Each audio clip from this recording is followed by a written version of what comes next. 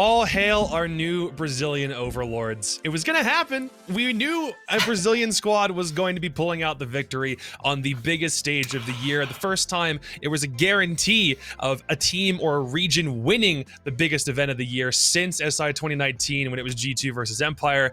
And as heartbroken as I am that it's not Liquid, ultimately, the better team did win out in the end. Hello, everybody. Sorry we haven't done a post show for the past week. We'll get into that in a second. I'm Jacob. He's Jesse, my dude.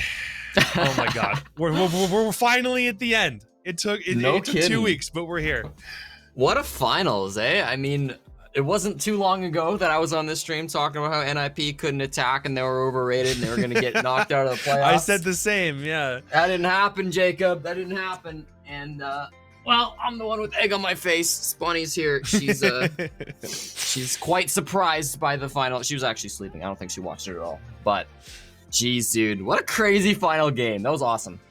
Yeah. So I'm heartbroken though. Ultimately, that is a that's storybook for Liquid right there. Yeah. The stars themselves kind of aligned, and I was worried as we went through the day that it was going to be something that kind of caught up to Liquid because they had needed so much more to make it to a grand final. It was more games, it was more maps. They had to play 2 series today alone.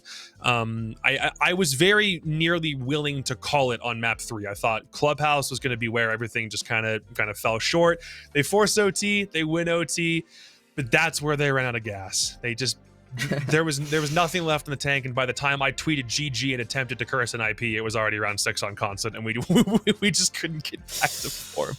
Yeah, I was kind of like neutral. I know I'm in a Liquid hoodie right now, but I'm also wearing pajamas, and I'm in a Liquid t-shirt. So I thought that would balance it out, you know, with true, yeah, with pajamas on the bottom. That counts, right? So. I was mostly just there for the fucking wild Brazilian siege, but I was probably rooting for Liquid a little bit just because of the storyline. Not that it's a bad storyline from NIP either. No, of course not. You know, you got so close last year. They didn't change a single player on their roster. They fight for the whole year. They have their ups and downs. They come back now into the grand finals and straight through the winners bracket. They don't drop a game. Incredible stuff and super well deserved by NIP. Greatest team Brazil has ever seen. Very hype. So let's do a little bit of an explanation. You're seeing us after all of the playoffs are concluded, after the grand finals are done. We haven't done a show since the group stage.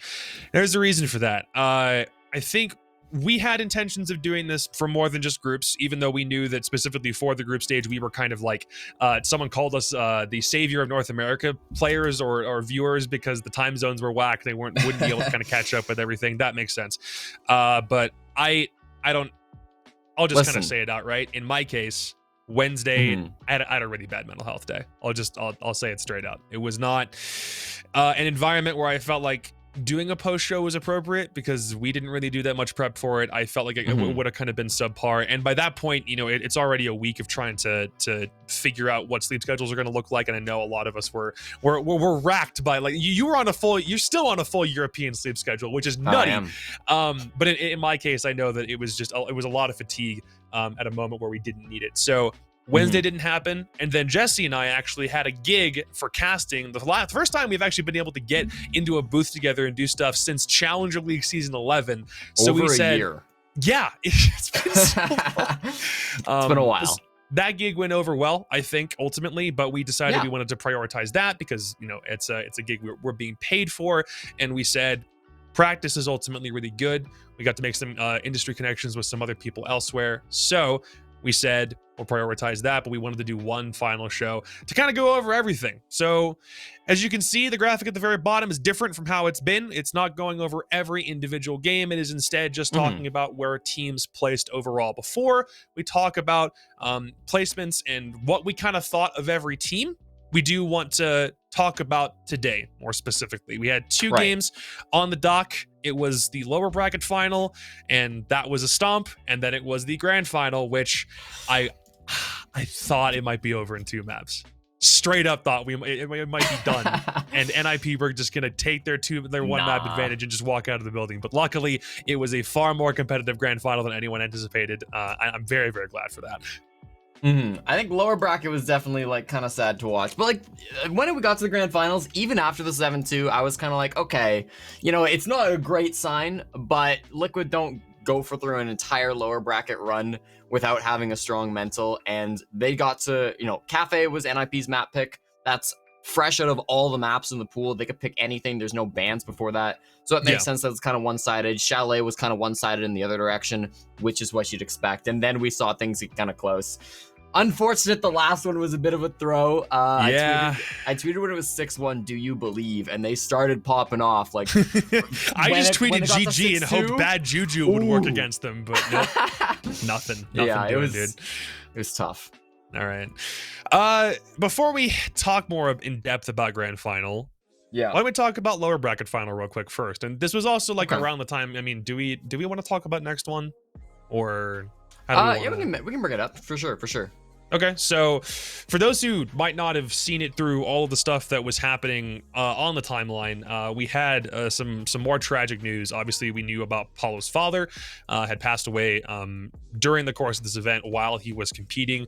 So we saw his interview, and everyone's been throwing support his way. But we did have another casualty in the midst of everything, and I need to go back and double check what his name is. Arif Keskin, otherwise known as Next One, German player who has played on Chaos Esports Club, played a lot with Cuenin. He was on Diffuse Kids for a roster that very nearly won CL at one point, and he was trying to find his way back out of the Challenger League slums and into the European League once again. Fell under the COVID spell.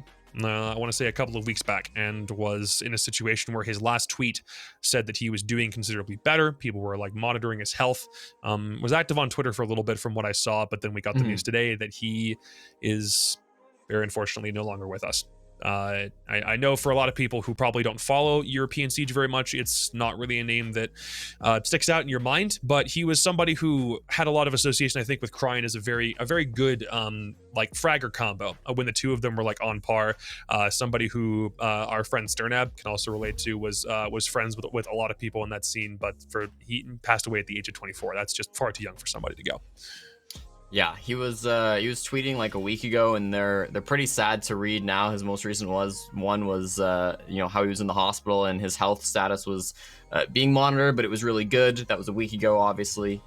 And his tweet before that was the best thing with the hospital was there was no cheaters facing him in the hospital, which, you know, in a morbid way, I think it's kind of a funny one of his final tweets. To the last, yeah. Yeah, so definitely rest in peace to him. Not a player that I've like, you know, been super familiar with, but you know, a staple still in like the European scene for the most recent season for Stage 2. He was competing there, and always sad, of course, when this type of stuff happens, especially on a day like today. Like what timing, eh?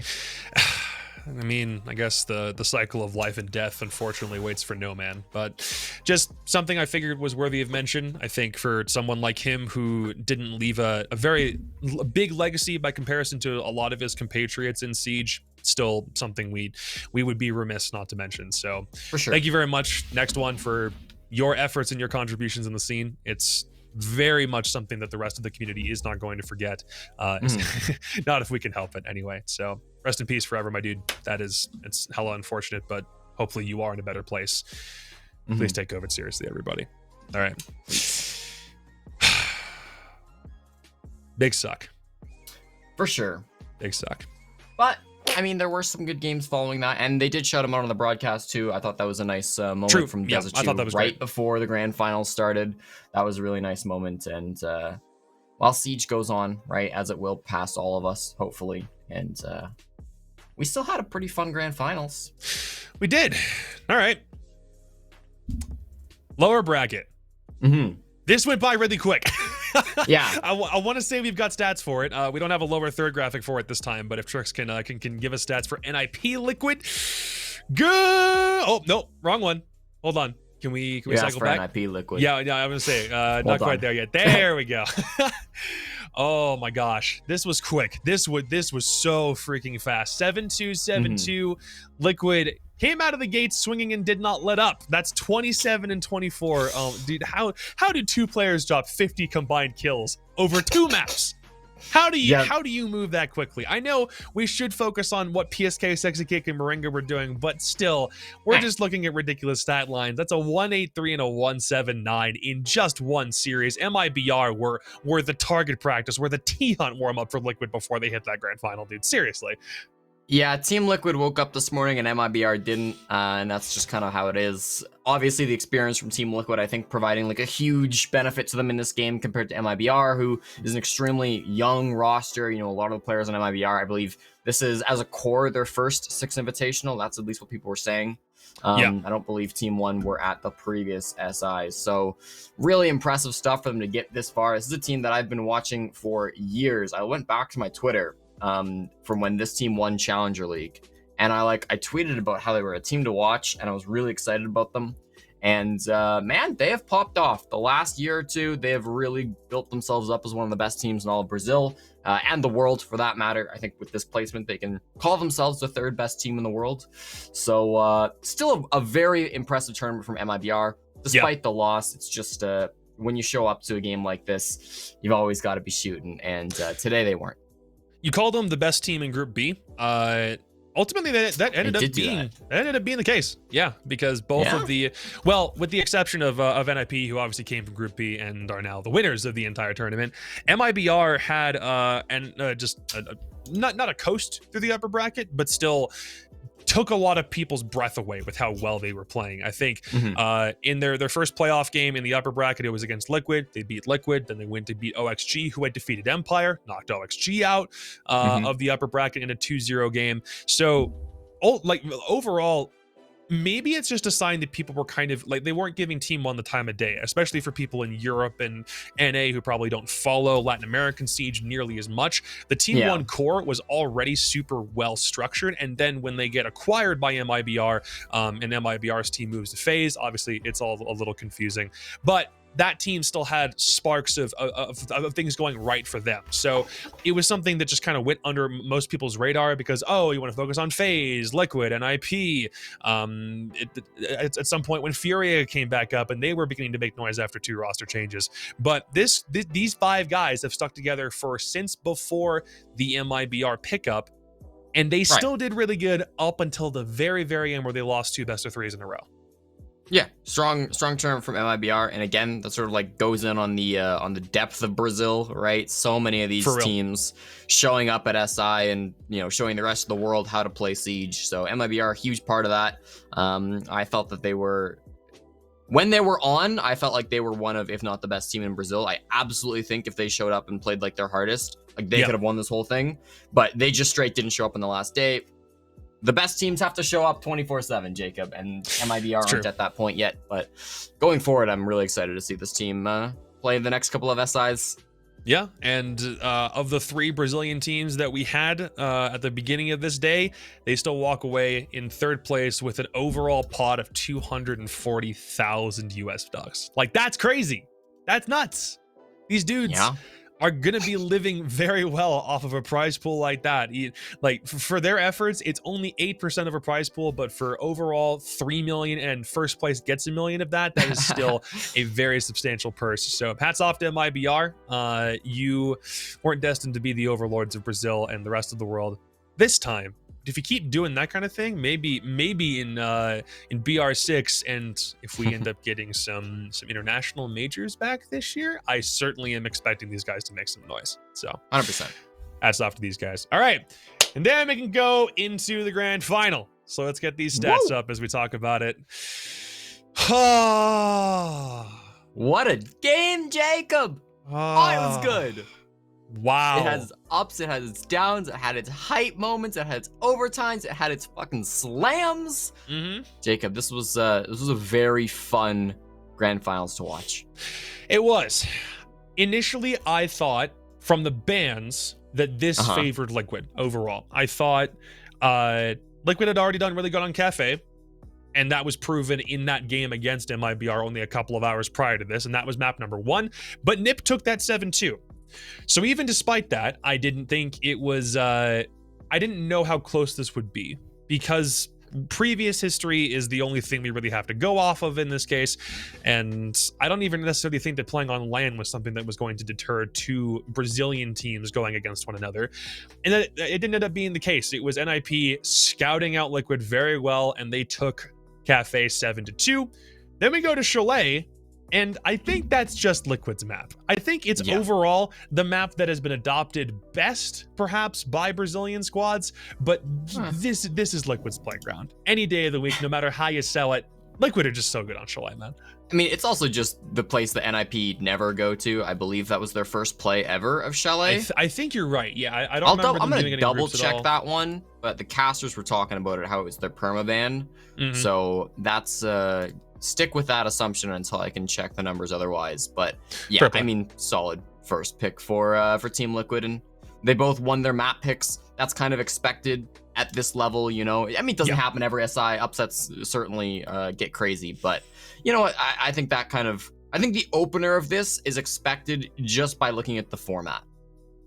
It's if nothing else. I think you're right, but this was a case where Liquid couldn't work with the mentality of win your maps and only your maps because of that map advantage, and they needed to find a way to correct course and win 2 in a row. Somewhere down the road, they had to win 2 in a row. Whether it be the first 2 maps or what happened in this case, which was what their last resort was, they had to win when they were down 2-0 because of the map advantage, and they did. We went to club. Oh man. Before we get into club, Jacob, dude. Yeah, what do you got? Before we get into club, this was their second play ever of Chalet. They played at the Copa Elite 6 against MIBR. Gotcha. How did that game go? That was a 7-3 win for MIBR, so they did not do very well. Okay, cool. First time that they played it at SI specifically, but second time that they had played it since it was in comp. Yeah. Sounds good. Okay, got it. Anyways, go on. Clubhouse. You gotta win your opponent's map pick. And I think after Chalet, that's a lot of momentum that Liquid had working in their favor that they could carry over from one map to the next. Even though Chalet was something that NIP very clearly didn't have a lot of strategies for, they didn't feel like they were taking gunfights very confidently. Liquid then came into Clubhouse and it felt like things suddenly evened out, like very drastically evened out. It wasn't one map to each team over and over again. I think at some point, like Liquid had a couple of leads. NIP brought things back to a 6-5 ultimately, and then Liquid, like by the skin of their teeth, forced OT. It was very nearly over on Club. There were a couple of instances where I figured NIP were simply the better squad. They were playing their brand of Siege better than Liquid were playing Liquid's brand of Siege. And then we get to OT. And this is where Infinite Overtime finally reared its ugly head, but we didn't even see Infinite. I mean, it was technically Infinite. Like, it could have gone for longer than it did. But Liquid just won the next 2, and that was it. We were out of there in only 2 OT rounds and didn't see anything else extend past that, which I was a little disappointed by.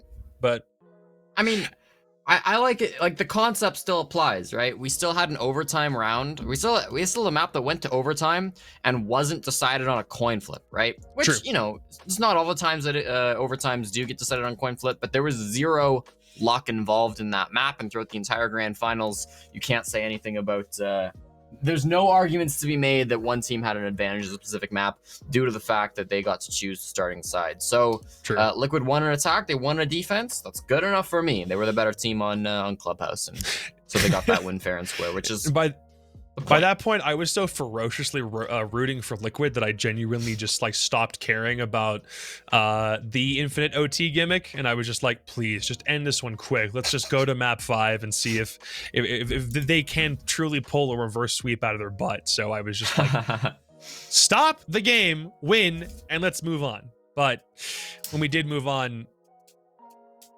man, that's a 6-0 defensive half on cons. I don't even know how you move on from something like that. I think Liquid is a team that when they get down, it's difficult for them to pull themselves out mentally to start with, and that from just kind of general observations, I think, I don't know if that's like the same with every Brazilian team, even though they are definitely a little bit more emotional and on stage, especially, that you could compare any LATAM team to a team like G2, Dark Zero, BDS, and those guys aren't getting nearly as hype or nearly as like down on themselves if they're doing well or doing bad. Hold on, Jacob, just 1 second. G2 and Dark Zero were the most down on themselves teams I have seen. No, I mean, years. yes, that's true, but they were consistently down. They weren't ever getting hype. Like there wasn't trash talk being exchanged anywhere. It was just like the visage of Shas just slumping back in corners during groups like this, like the whole just I mean, I think scrunch faces, like I think that like for SI Grand Finals, you can always dive into the analysis of like, okay, well, they could have done that better. This was the strat that didn't work. This was the amazing play.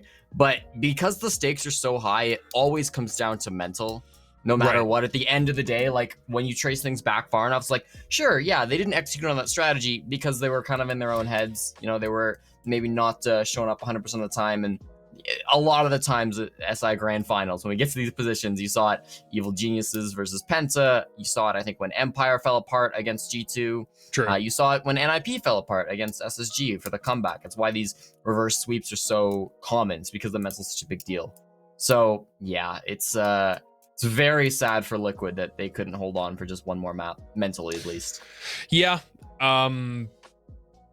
It's also just like Consulate going a 6-0 is, I don't know if that's a testament to the fact that LATAM just loves Consulate overall. I think is as a very comfortable map. I couldn't tell you the stats in terms of whether it's the most played or has been the most played. Either like any of the LATAM casters like Ace, Geo, Exotroika could probably like fill us in on whether that is the stat. However, it does kind of demonstrate that maybe the fatigue factor for Liquid was something that we probably should have taken into account more. This was their 6th map that they played on the day.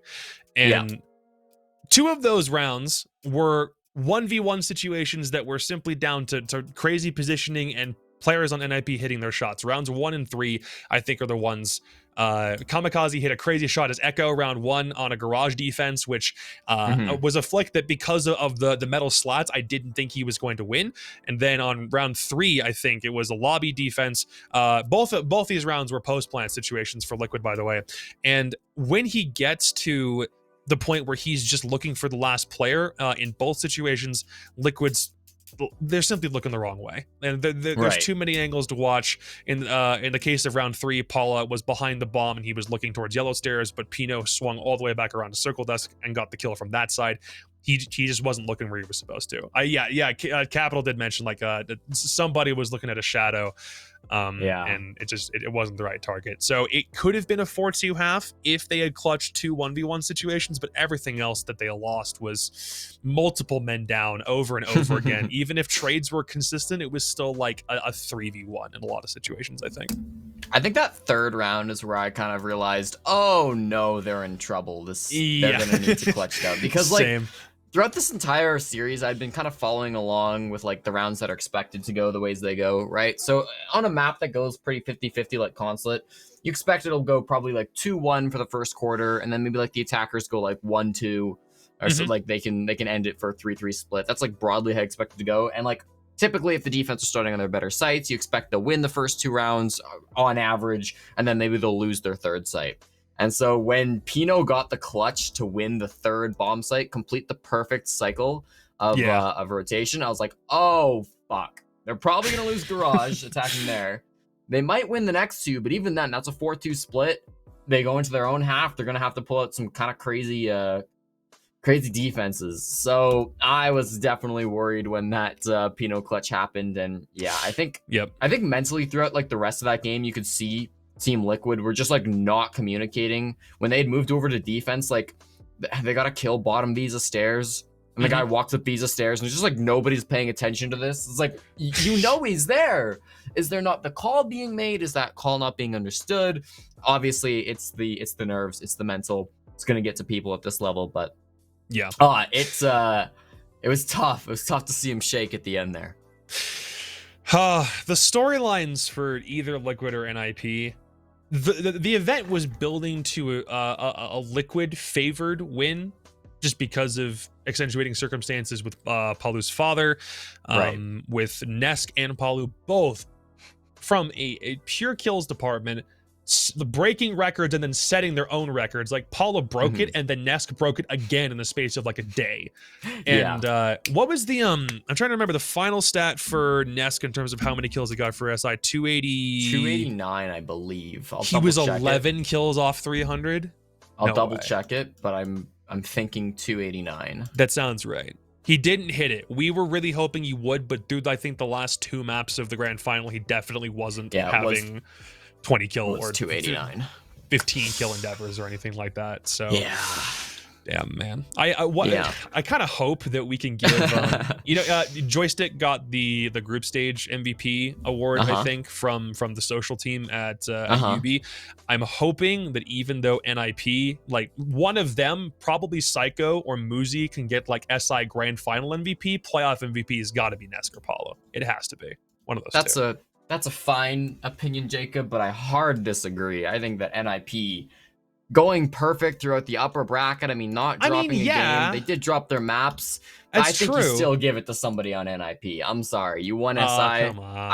I can't accept giving NIP or giving MVP to somebody who came in second in this circumstance. If it's like a regular season game, sure. But they won a hammer and Liquid didn't. You can't be MVP in my heart.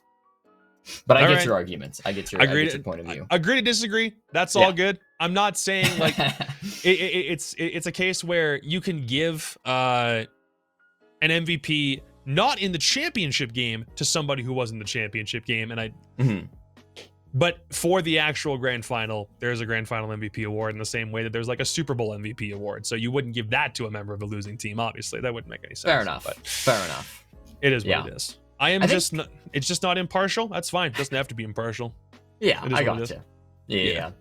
I do think going into this, like a lot of people were favoring Liquid to win this grand finals. And yeah, I'll admit, I also picked Liquid to win the grand finals, but I think that people were kind of overhyping them going into things. Maybe I was as well, because while they definitely did, like they destroyed in the lower bracket finals, which gave people a lot of hope. They had crazy players like Palu and Neska and Nesk popping off like throughout the entire thing. They played really well in the lower bracket. Yeah. I don't know if people really gave enough credit to just the advantage NIP had coming from the winners bracket side. I mean, it was not guaranteed, but it was very likely that they would go up 2-0 and then Liquid would be forced to win 3 straight, which I thought was going to be very difficult for them to overcome. Now, they nearly did it. Obviously, they won 2 straight after going down 2-0. And of course, one of those maps, them having a huge advantage in the map ban phase for map number 2, that was Chalet. So it's kind of only like 2 maps in a row that are going to be close. But I did think that like not enough. I know I watched the desk and almost all of them chose Liquid instead of NIP, which I thought was like, wow, really? And then Twitter poll as well favored Liquid, which was like, okay, damn. Yeah. I thought that they were a little bit. I think people were a little bit too excited based on the lower bracket performance, but probably I was also on too that far train. on the hype train. Yeah. So I'm criticizing myself here too. Maybe we were all just wanting to believe more than we should have. Well, I think the fact that NIP came through the upper bracket, yes, it was a far easier road, but they were putting an effort into 2 different places. It was effort in the group stage, obviously to make upper, and they didn't even have a really good performance. Did they come in? I'm trying to remember what seed they came 4th in the group. Third or in their 4th? group. Yeah, Okay. It was 3rd. But that isn't really saying much when there were less games to play in Group B. There were obviously only 8 teams in that group, which meant every team only had to play 7 games, and they had the same record as Oxygen Esports. And the reason why they got that 3rd seed was because they won a tiebreaker, right? That's the yeah, correct. So you're correct. It's still a case where they and Oxygen were kind of at they were at about the same level.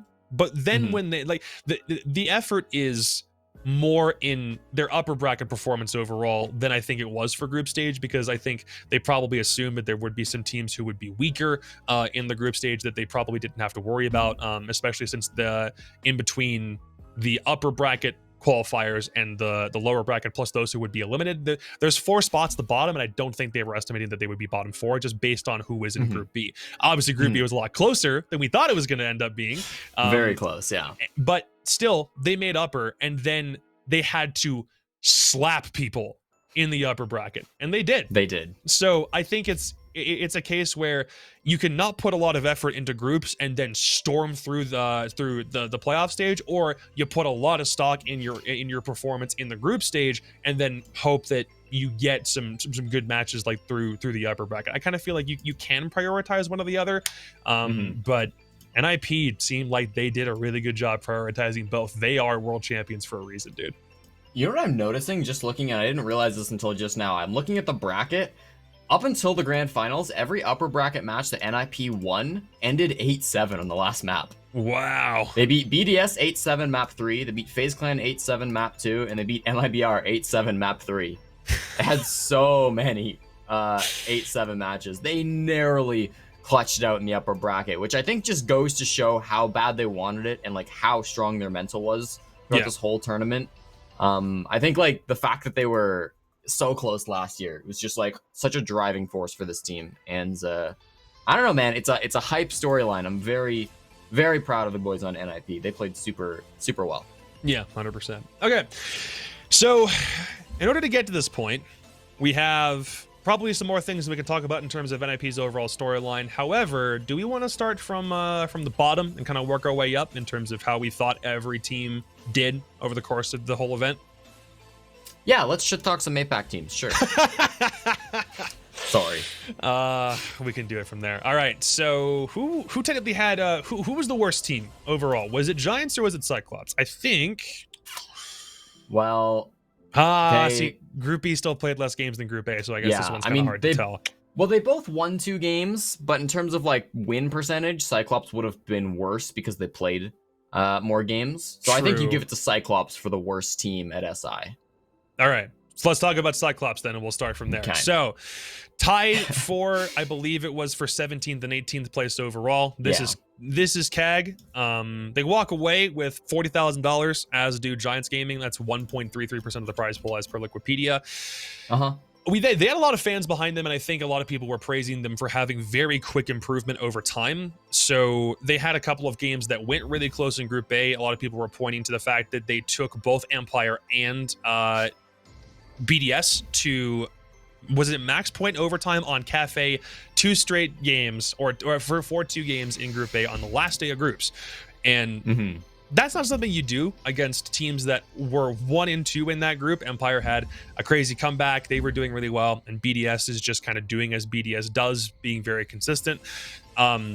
I was kind of sad to see the Cyclops win out, but this was one of the elimination predictions I got correct, was that Cyclops was not going to make it out of what was a very stacked Group A. They came close, but ultimately no cigar. Yeah, Cyclops are, I said this lots during the regular group stage, but I thought they were the weirdest team going to SI.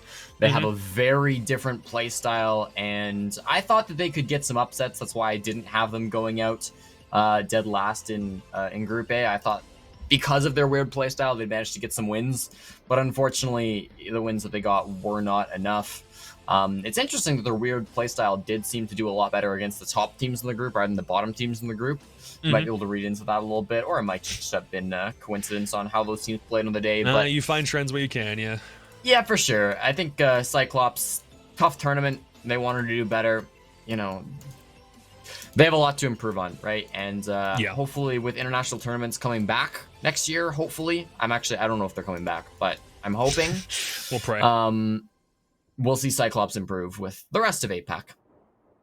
The 2 wins that they had, if I'm remembering correctly, were both against LATAM teams. They beat Liquid, which was that was Liquid's second loss in groups.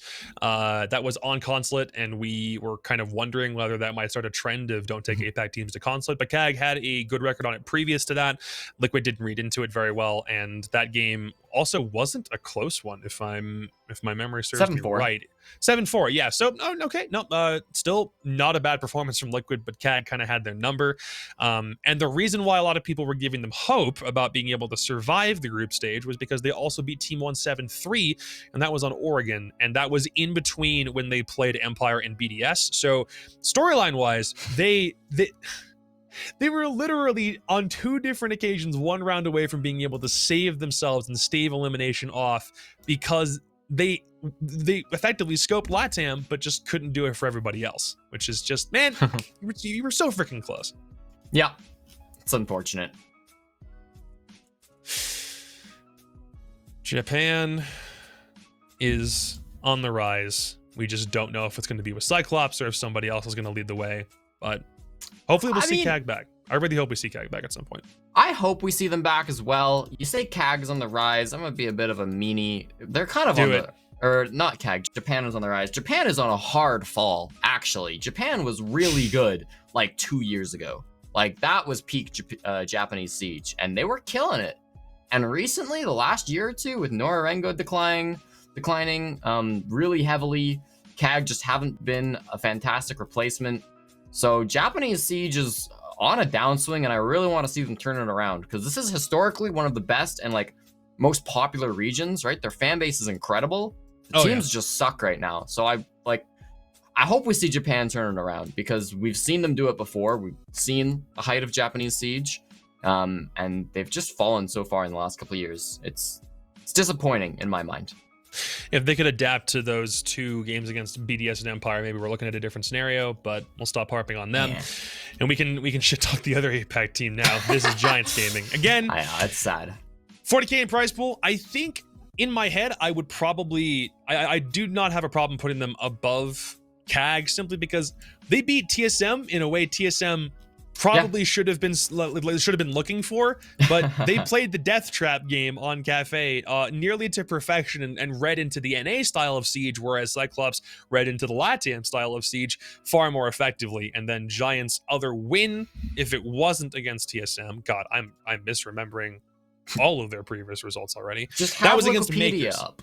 Yeah, I've got it. I'm just switching back and forth. That was an overtime win over Maker. So they got both of their wins in groups on the same day. So they made out on day 2 of Group B with 2 victories. And again, this also sparked the conversation about, can Giants find a way to not get wrecked in groups? But I had Parabellum going out. You had Giants going out. What was the main reason you thought Giants couldn't do anything in Group B?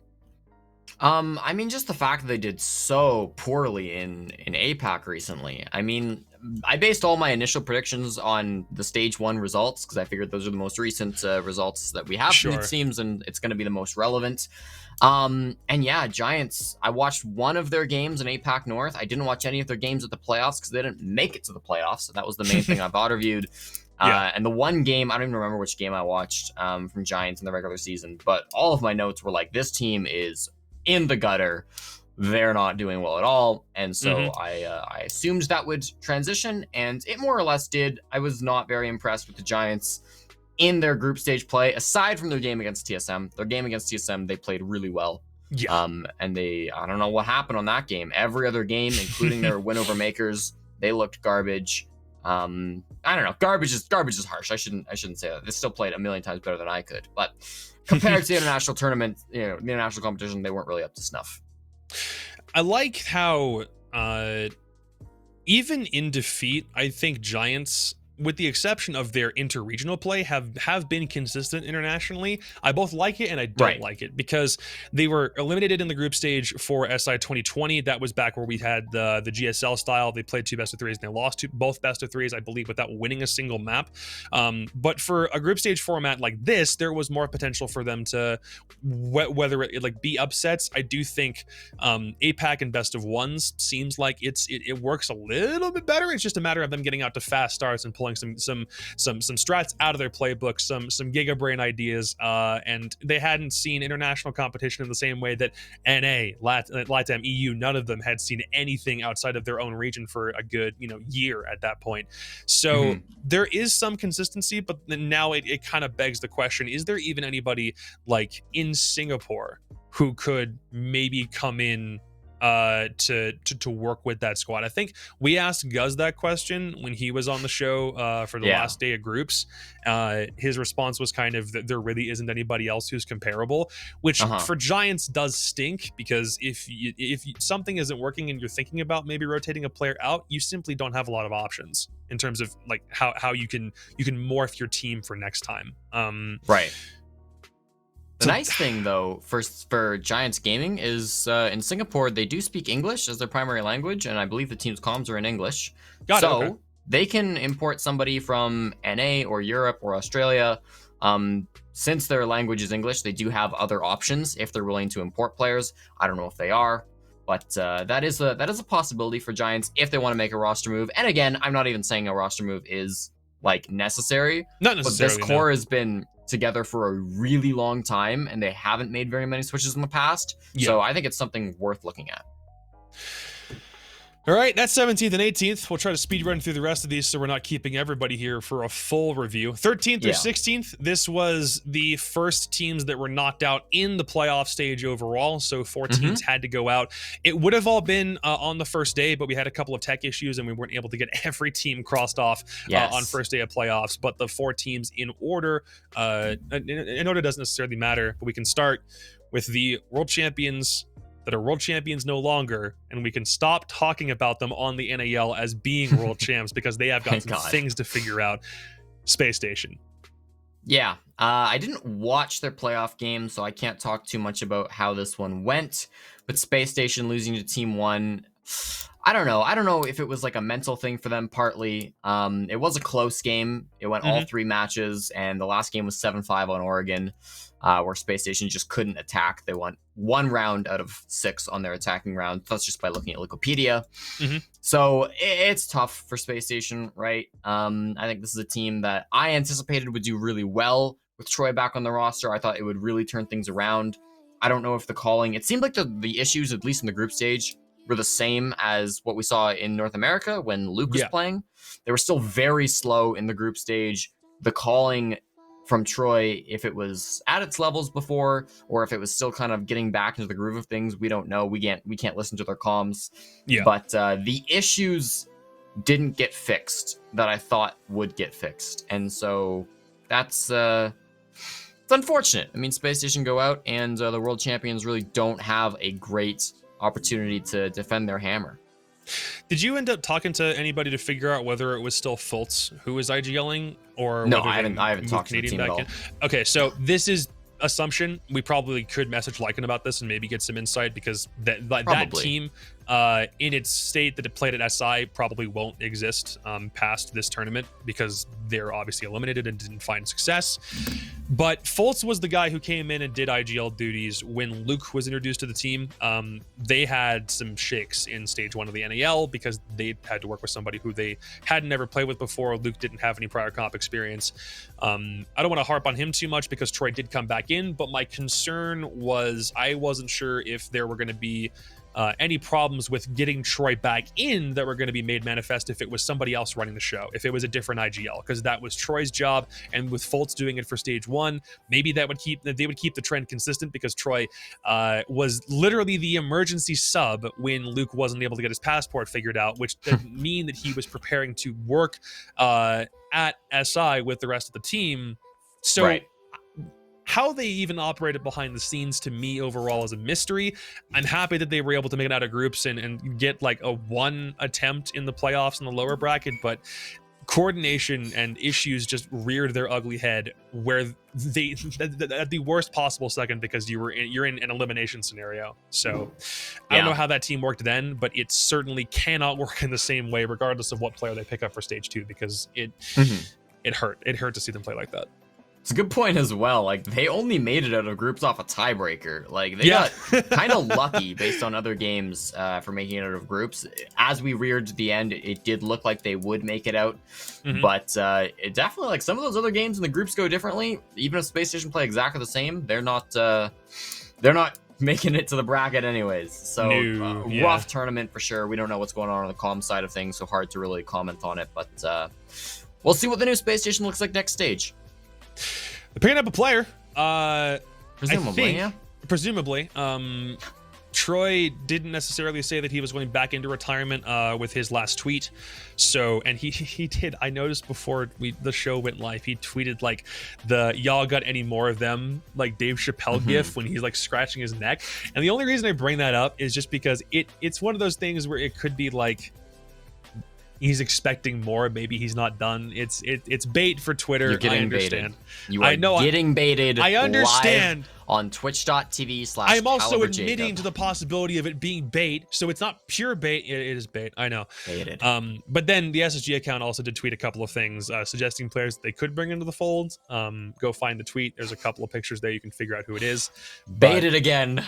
Stop it. One of them will be the Troy will come back, or one of those play. Watch Or this to be be somebody fine. else. Straight up. Yeah. Like, I don't know. We have literally no idea what they're thinking. And if you are trying to claw information from cryptic tweets, I'm not. No, I'm talking to Twitch chat more than you. I know. Okay, I know fine. You're good. Yeah. But if you're trying to actually pull information about possible roster moves from tweets, understand it's all there just to fuck with you. And they're there for Twitter impressions. Exactly, dude. Every time you like those tweets, they're gonna keep making information. They will keep on getting those impressions because Reddit analysts are just going to be all over that every single time. But it's part of the fun. I'm not actually trashing on it. You know, it's no. It's fun Fair to play. theorize. So Space Station's gone, and But they are. In their stead, also G2 was gone after the first day. That they are. I gave G2 a little bit of grace. I'm not gonna lie. I said they were gonna lose to Parabellum, but it was only gonna be 2-1. Instead, it was a 2-0 slugging. Parabellum's highlight of their career wasn't just making it to SI, it was getting out of groups and then beating G2, who do not look like the same G2 at all. Yep, that's this is one that I was supposed to watch. It was on my schedule and I slept in. That's on me. I'm kind of mad I slept through that one. That was the day after the break, so I'm a little upset. It's on my VOD review list, so I'm gonna go back and watch that. But shout out to the Parabellum boys beating the world champions. Let's fucking go. I was in watch parties for people who were mostly Parabellum fans. Like a lot of guys in CL, like obviously are rooting for them because they're in North American Challenger League, but it's guys have been casting them, whether it be in underage leagues or we're always rooting for Altiora because they've just been in that T3 scene. They've played with them before. Parabellum did the unthinkable for a lot of people and not only beat my prediction of not being knocked out in the group stage, but as if my prediction means anything based on how the playoffs went, though. It's just showing that these guys can be upset potentials literally anywhere. But you want to know what my concern is? The fact that they had such a good showing at SI, and like they've basically put all of those players kind of like up as an advertisement about what they're capable of doing. Like Eska and Spirits, especially Penguin as an IGL, Sonar and Euphoria kind of holding up the back line. It's showcasing what these five guys are capable of. I want to see them continue, whether that be in the NAL or NACL, getting signed to a team. I don't know what the future looks like for them. I just want to see this team keep on playing together, and I'm a little worried that because of how well they did at SI, maybe one of them gets picked up to play for another squad, because that was certainly super impressive for most people. People didn't think they were going to make as deep of a run as they did. Yeah, for sure. And trying to go back to G2 a little bit here too. I think for them, it was kind of like all mental falling apart in this tournament. I think they absolutely had the ability to play better than they did.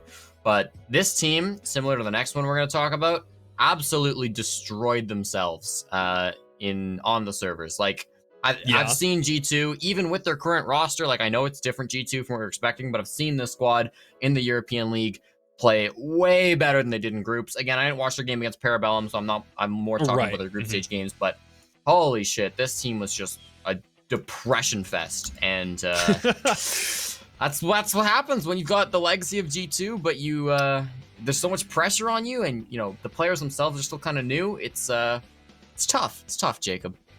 I don't know if this is the last ride for any player on G2 or if they're considering making a change before the start of stage 2. There was conversation about this kind of being it for Kanto. I don't know how much I buy that though, because Kanto Eh.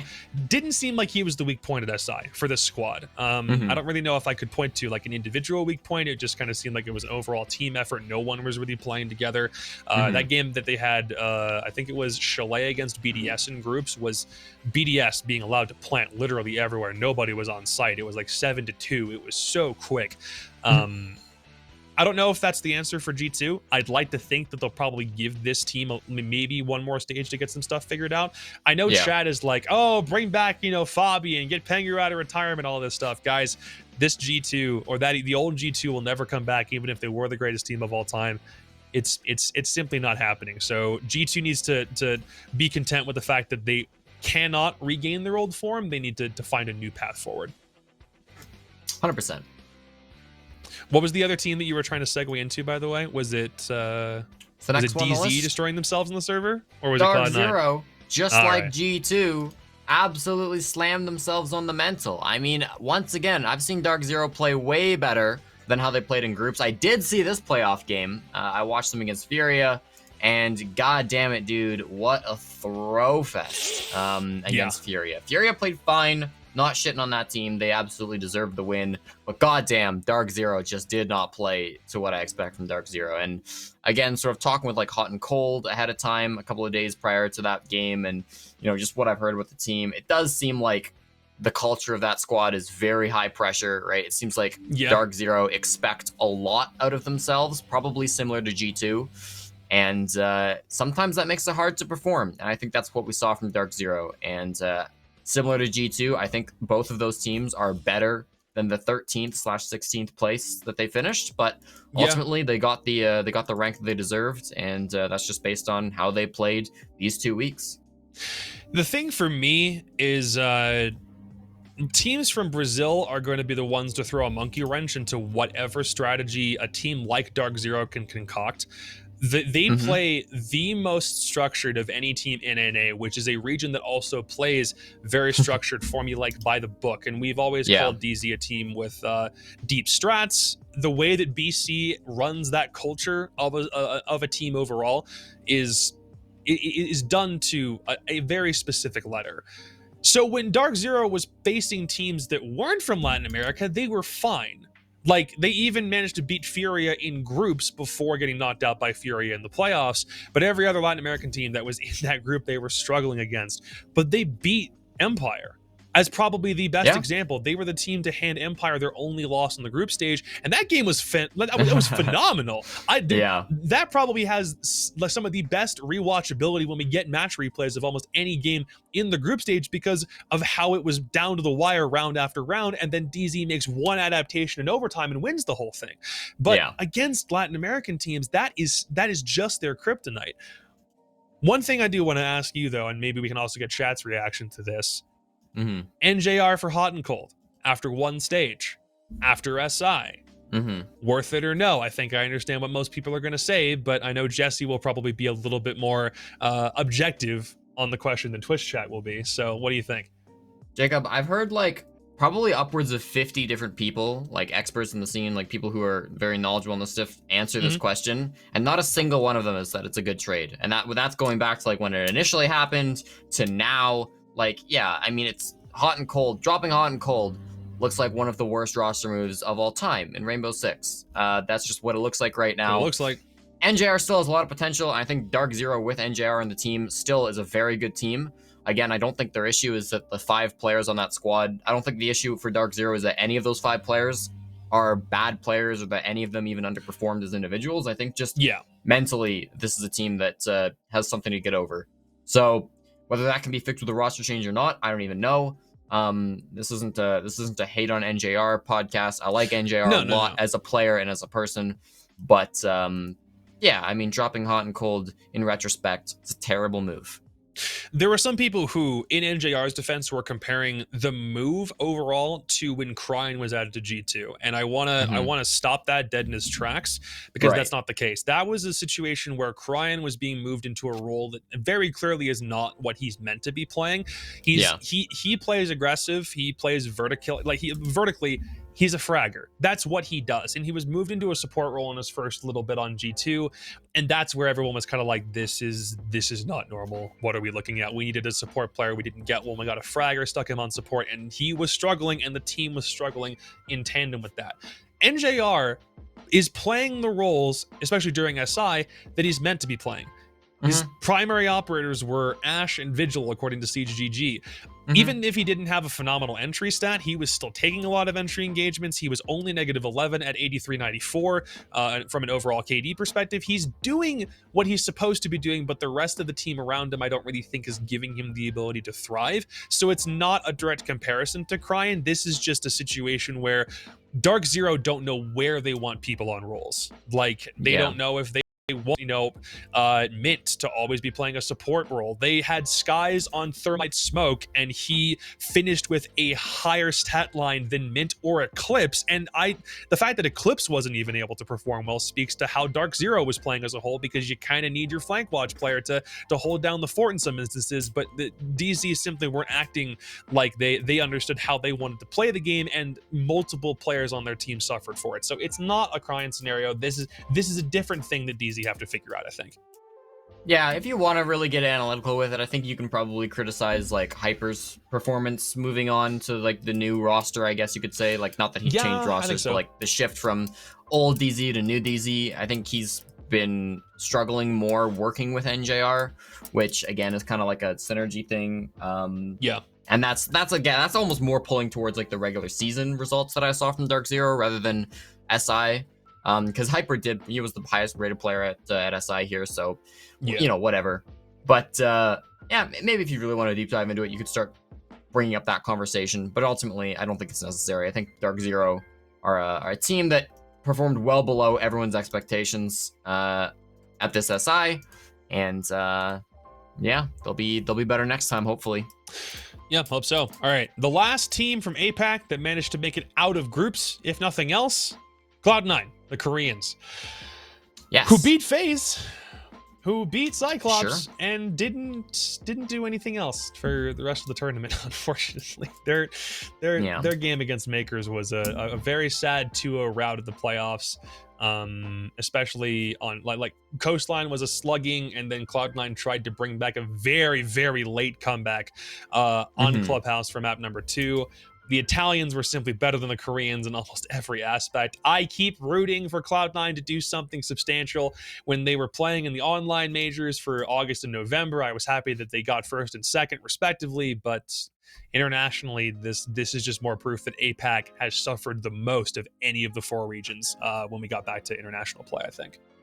Yeah, C9's a team that I really wanted to root for as well. I remember when we had to make predictions and we were predicting for C9 versus Makers on this show. I was going through those notes to try to find some upside to allow me to pick Cloud9, but I couldn't find it. I think this was the expected result. Cloud9 going out. Initially, I had them losing their group in place of Cyclops, and that was very nearly a reality. Again, it came down to 2 8-7 games that Cyclops couldn't clutch, so that doesn't bode well right off the bat. And then they go against Makers, who are a fine team. Cloud9 just not really having what it takes. I know chat called them Throw9. I believe that's in reference mostly to their game against Liquid from the group stage, which I didn't watch, but I heard was a throw fest.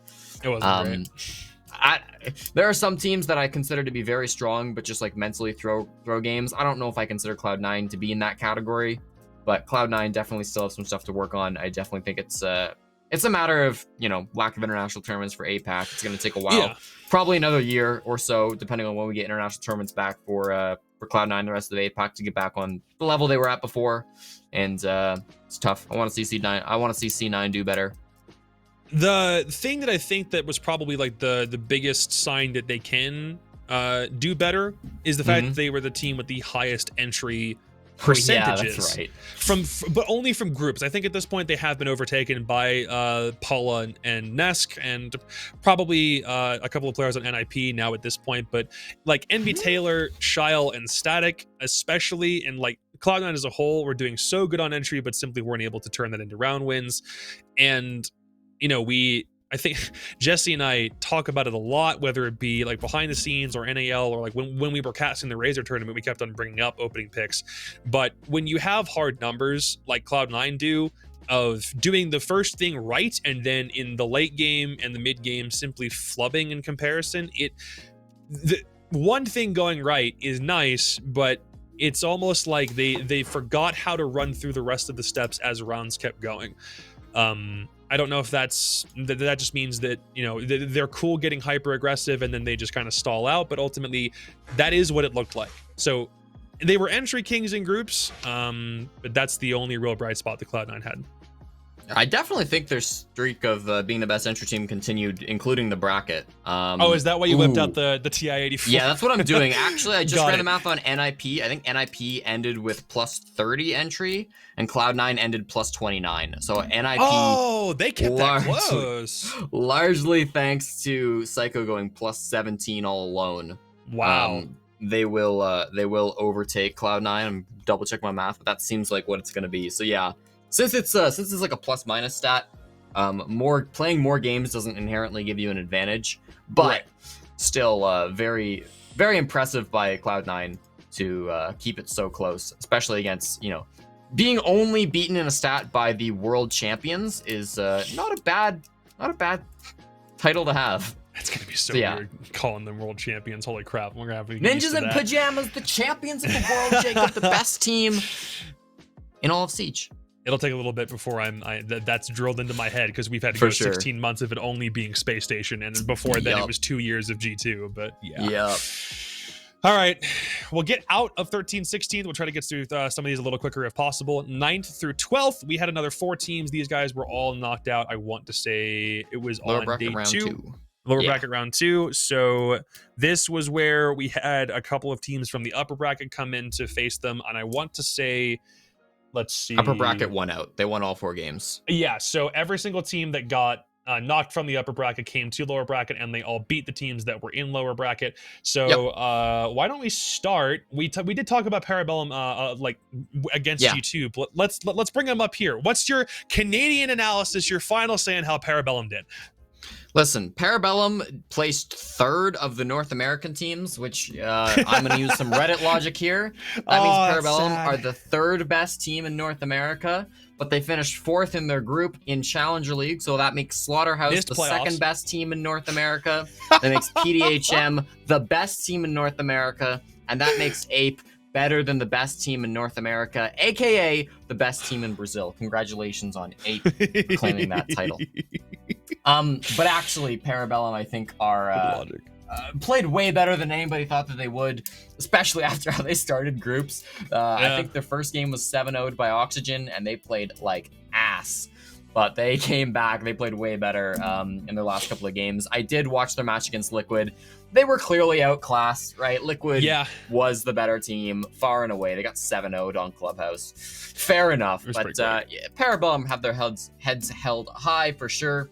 And assuming the roster doesn't get picked apart by top-level Tier 1 teams, then I think they are far and away the favorites to win Challenger League, despite the standings from Stage 1. Yeah, in Stage 2, I think they absolutely can just bust everyone's balls and ride their way to victory in Stage 2 without question, depending on how far apart their team gets picked because of the transfer window opening up tomorrow. They get $75,000, which is almost double the prize pool that exists in Challenger League for any individual stage. But that's like overall prize pool and not what first place would have received. Right. And again, this is a team in Challenger League, not at a tier 1 level, who also had a player in Eska going 3rd overall rating-wise, according to CGG. There's top 3, Paula 1.26, Nesk 1.24, Eska 1.19. Wow. I didn't realize that. And then you have Citizen, Joystick, Bolo, Pino, Muzi all underneath him. Eska had the performance of his life despite only playing 11 maps, still holds on to the 3rd highest rating, 68% cost. Like he was playing like soft breach and roam and was doing such a good job because he was probably one of the main reasons why they were able to disrupt a lot of teams that they were considered underdogs to. It was him and Spirits working in tandem. Spirits retained a 1.10 for his own part. He wasn't that far behind Eska. The two of them worked phenomenally. Like, they were a better duo on the roam, on the entry, than Rampy Foltz were. Put that in perspective for a second. Yeah, I mean, like, realistically, nobody thinks Eska's actually a better player than, like, Pino and Muzi. No. Or like Joystick or Citizen or Bolo, who he did finish above. But the numbers don't lie. He had an amazing tournament, and this does speak to how good he is as an individual player. He had a lot of hype coming into things. Obviously, Escanades were a pretty popular term. The only Escanade I can specifically remember was when he naded himself. Yeah. That's the one that sticks out in my mind, unfortunately. But very, very good tournament from Eska. Really proud of how he played, and probably if anybody's gonna get picked up, it would be him. But I mean, again, we're totally spitballing here. It could be anybody. It could be none of them. We can theorycraft all we want. Like, if SSG needs an IGL, so people are looking at Penguin. If someone needs a fragger, like, you'd think Eska to DG could be a possibility. But again, we're filling in the blanks. Transfer window opens tomorrow, and nothing is set in stone until then. Like, teams haven't even been able to contact players in terms of, hey, we're interested in picking you up, until the transfer window opens. Just hold your horses. Nothing's happened quite yet. But Parabellum has players that are most assuredly going to get picked up to better teams, I think, at some point. Yeah.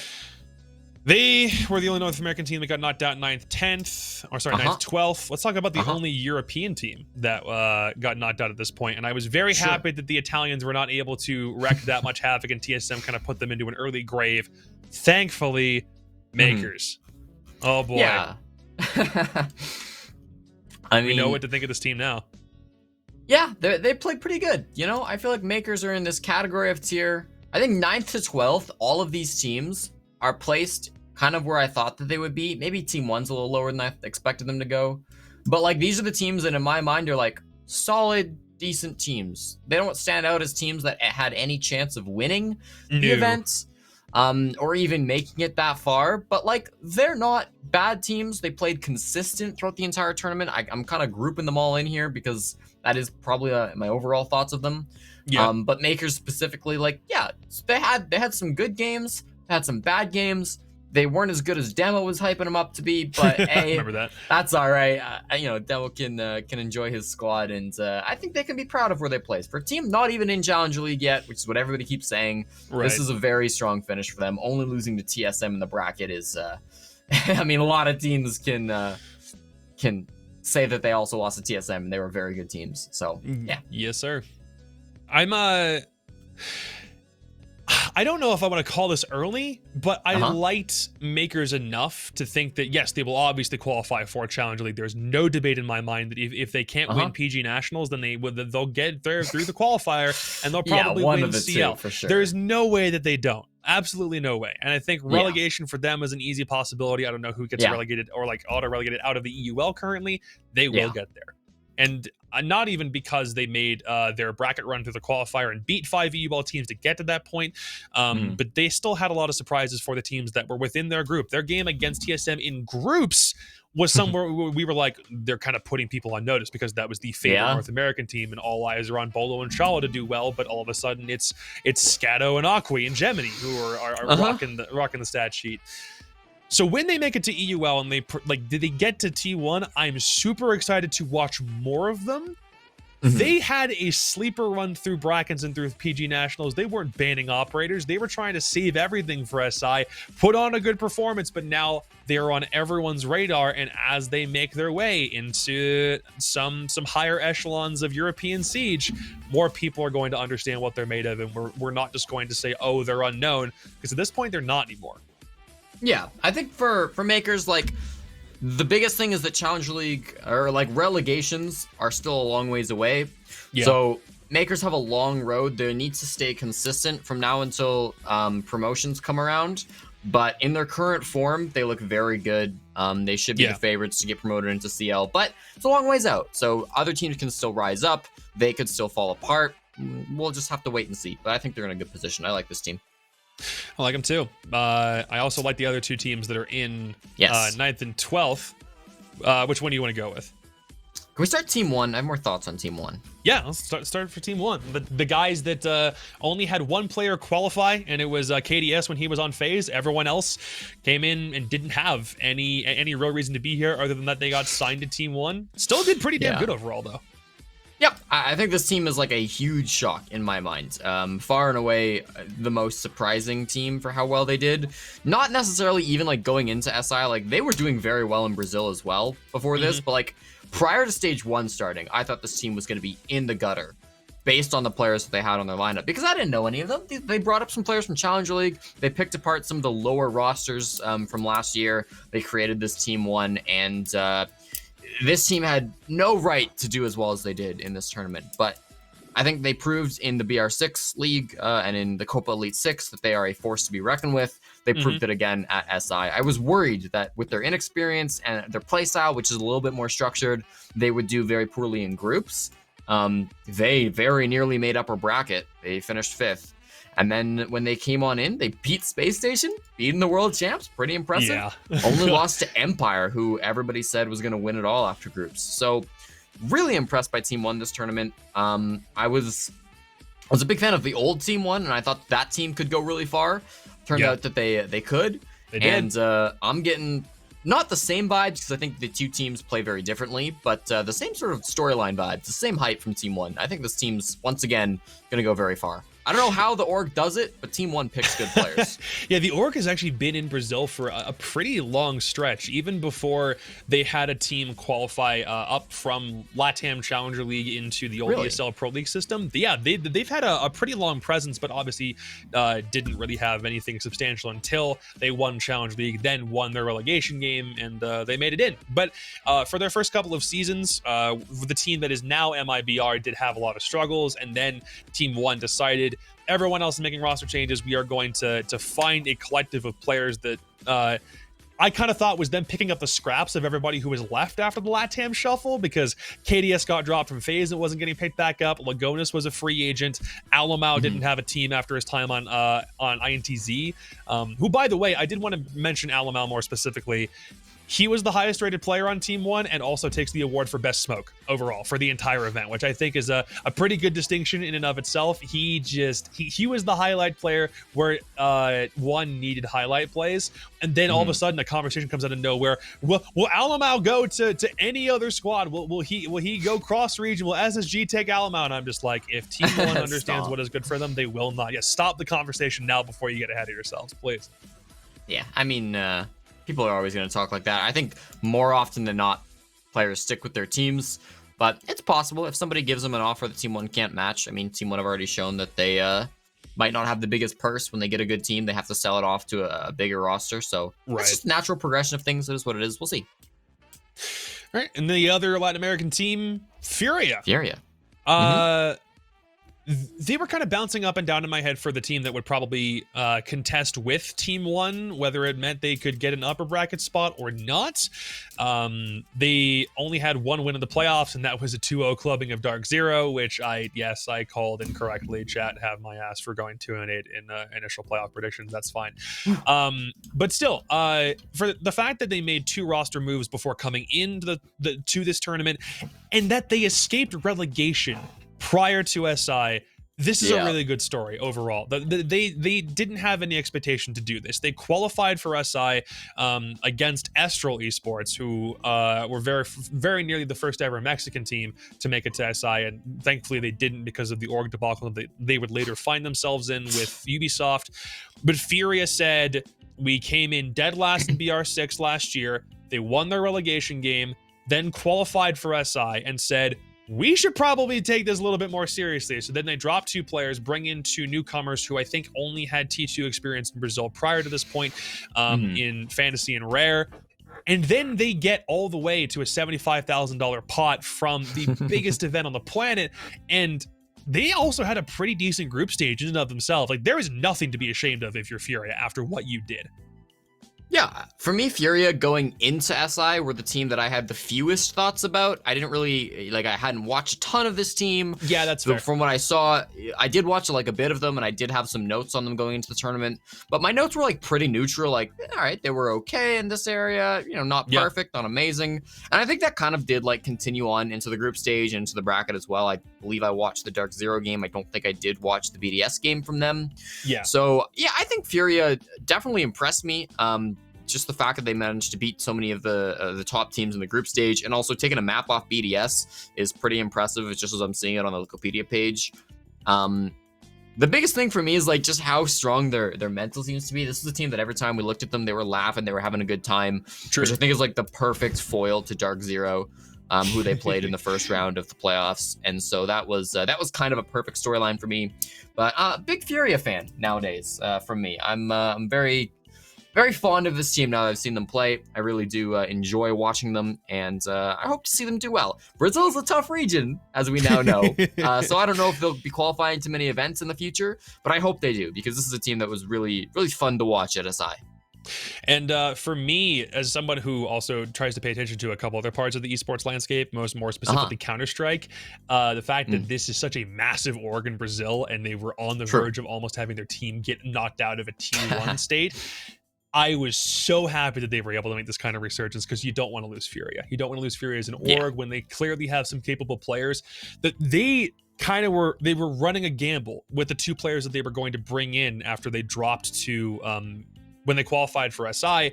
It's kind of like, you are putting so much faith in those two players to have a good stage 1 performance and do well at the Invitational, when there are still question marks about your performance because you were fighting out of a relegation position. The story for Furia is just success out of the blue, and it's not an enviable position in the slightest, but they still pulled it out. So I didn't think they were going to get any higher than this. I think the fact that they did win a game in playoffs is great. The fact that it was against Dark Zero might have been a little bit of a cheat code, but by the same token, good stuff, boys. Keep slaying in BR6. I really want to see a team contest with FaZe, with MIBR, with Liquid, and with NIP. And if it's going to be anybody, it probably will be Furia, just given some time. Yeah, I think so. All right, we're done with all of them. Now we move into our top 8. This is where I was sad, because I said BDS would take it and they didn't.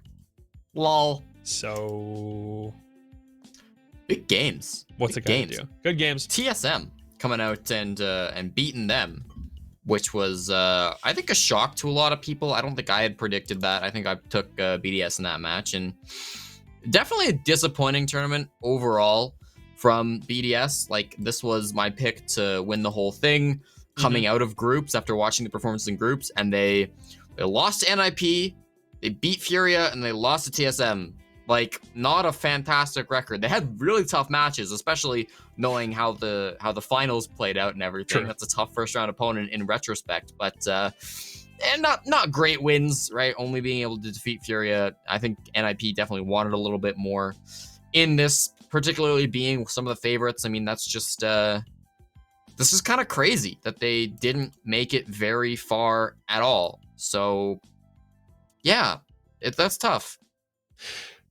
I don't really know what you do here if you're BDS. I don't think you make any roster changes. I think the people you have on that lineup are incredibly strong. You are by far the best French lineup out of like 3 or 4 different French teams in the EUL currently. And your pattern of consistency, this is like the worst thing you've ever placed in over the course of the past year. You were within like the top 6 of SI 2020.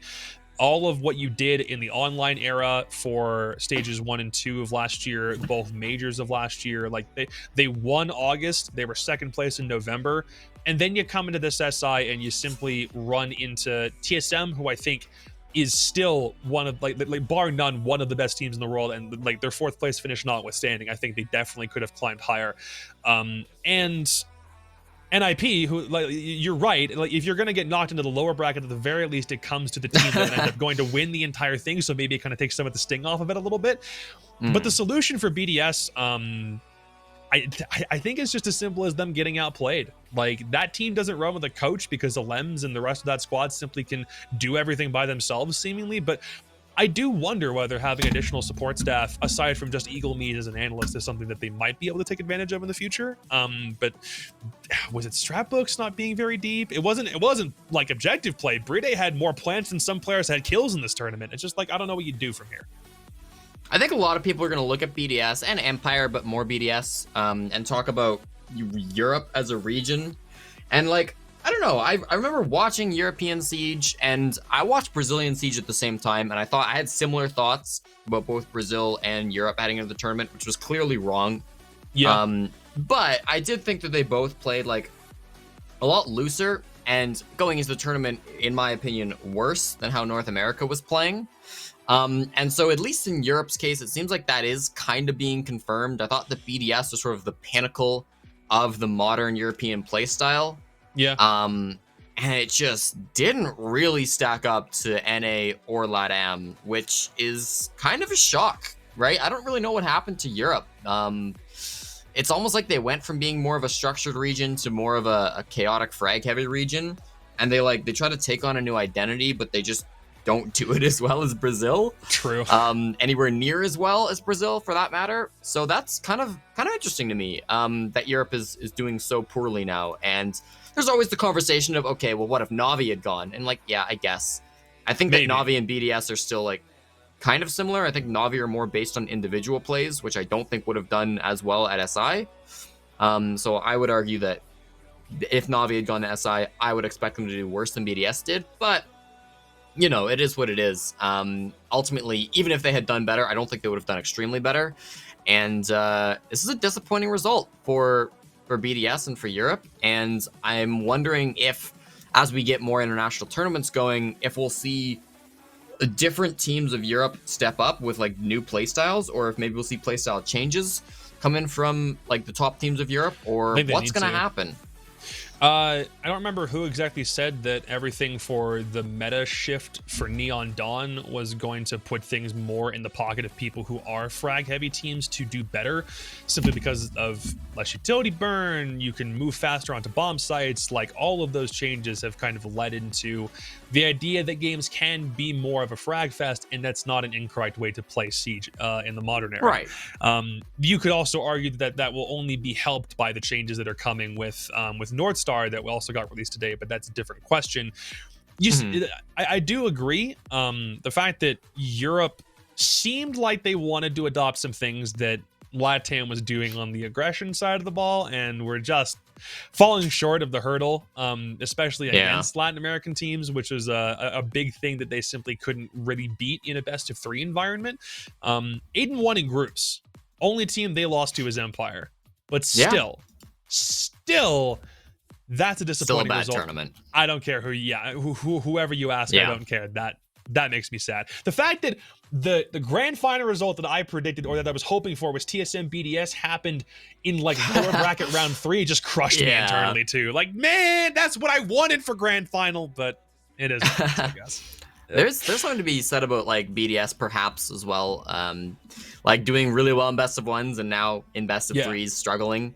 They have done well in best of 3s in the past, so maybe that's a storyline that doesn't actually hold any real water, but I think it's something worth thinking about for BDS if they are maybe more of a best of 1 team. But that would require more analysis on my part before I'm willing to specifically say like this is a team that struggles in best of 3s for whatever reason. Yeah, for real. And on the other side of the coin, Empire going out at the same time BDS went out. Rough it was day the for joystick the show, Euros. and then it stopped. Yeah, that was the day all of Europe was knocked out at the exact same time, and everyone just kind of stood stock still and realized Europe is definitely not the best region in the world anymore. What do we do? But in Empire's case, 8-1 in their bracket. Only team they lost to is DZ. We talked about that a little bit earlier. Then in the playoffs, 0-2'd by Oxygen. No one saw that one coming. I was over the moon when it happened. Nobody saw that coming? I think somebody saw that coming, Jacob. You did predict it. That's right. I'm remembering this in hindsight. My bad. Yes, sir. But go on. Yeah, that's fine. Hey, I'm happy I could assist in the curse and make sure that Empire got knocked in the lower bracket. But Thank you. we'll get to OXG in a second. In Empire's case, I felt like Oregon and Club Oregon was more of a slaughter, but Clubhouse, when I went back and rewatched it, that the Empire were starting to wake up. It was just that they were waking up too late. And then when they made lower bracket, the last game that I believe Kixon and Taro casted was Empire just beating the crap out of Team 1 and sending them home early. Like they went 14-2 over 2 maps and decided we're kind of over it. We're gonna turn the Jets to 100% and see how far it takes us. And then they met Team Liquid, and that is where their entire train of thought just stopped. So the counters for the best teams in Europe might just be playing against teams in both North America and North America and Latin America. Empire was knocked out by a team that would make the grand final. BDS was knocked out of the upper bracket by the team that would end up winning the whole thing. So very clearly, if you're trying to match aggression with European aggression, if you're gonna throw joystick against Paulu's gonna win. I guess is the front. We found the counter a whole week after groups. Yeah, I think like in group stage, everybody was hyping up joystick. And there's a tendency from, the people who write the storylines, the talent that is, to remind the viewers that it's not just joystick on Empire, and it's not just Bolo on TSM and blah, blah, blah, blah, blah. But I kind of think it was just joystick on Empire. Like, to be honest with you, like, he popped the fuck off in groups. He carried that team in a lot of their games, and then they go to bracket and he just like falls asleep and they lose again, right? Like, you look back to those games, particularly the Liquid game, I think Joystick was the worst rated player.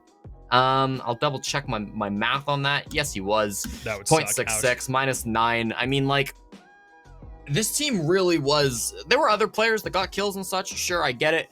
Yeah. But this team was winning when Joystick was popping off, and they were not winning when Joystick wasn't there.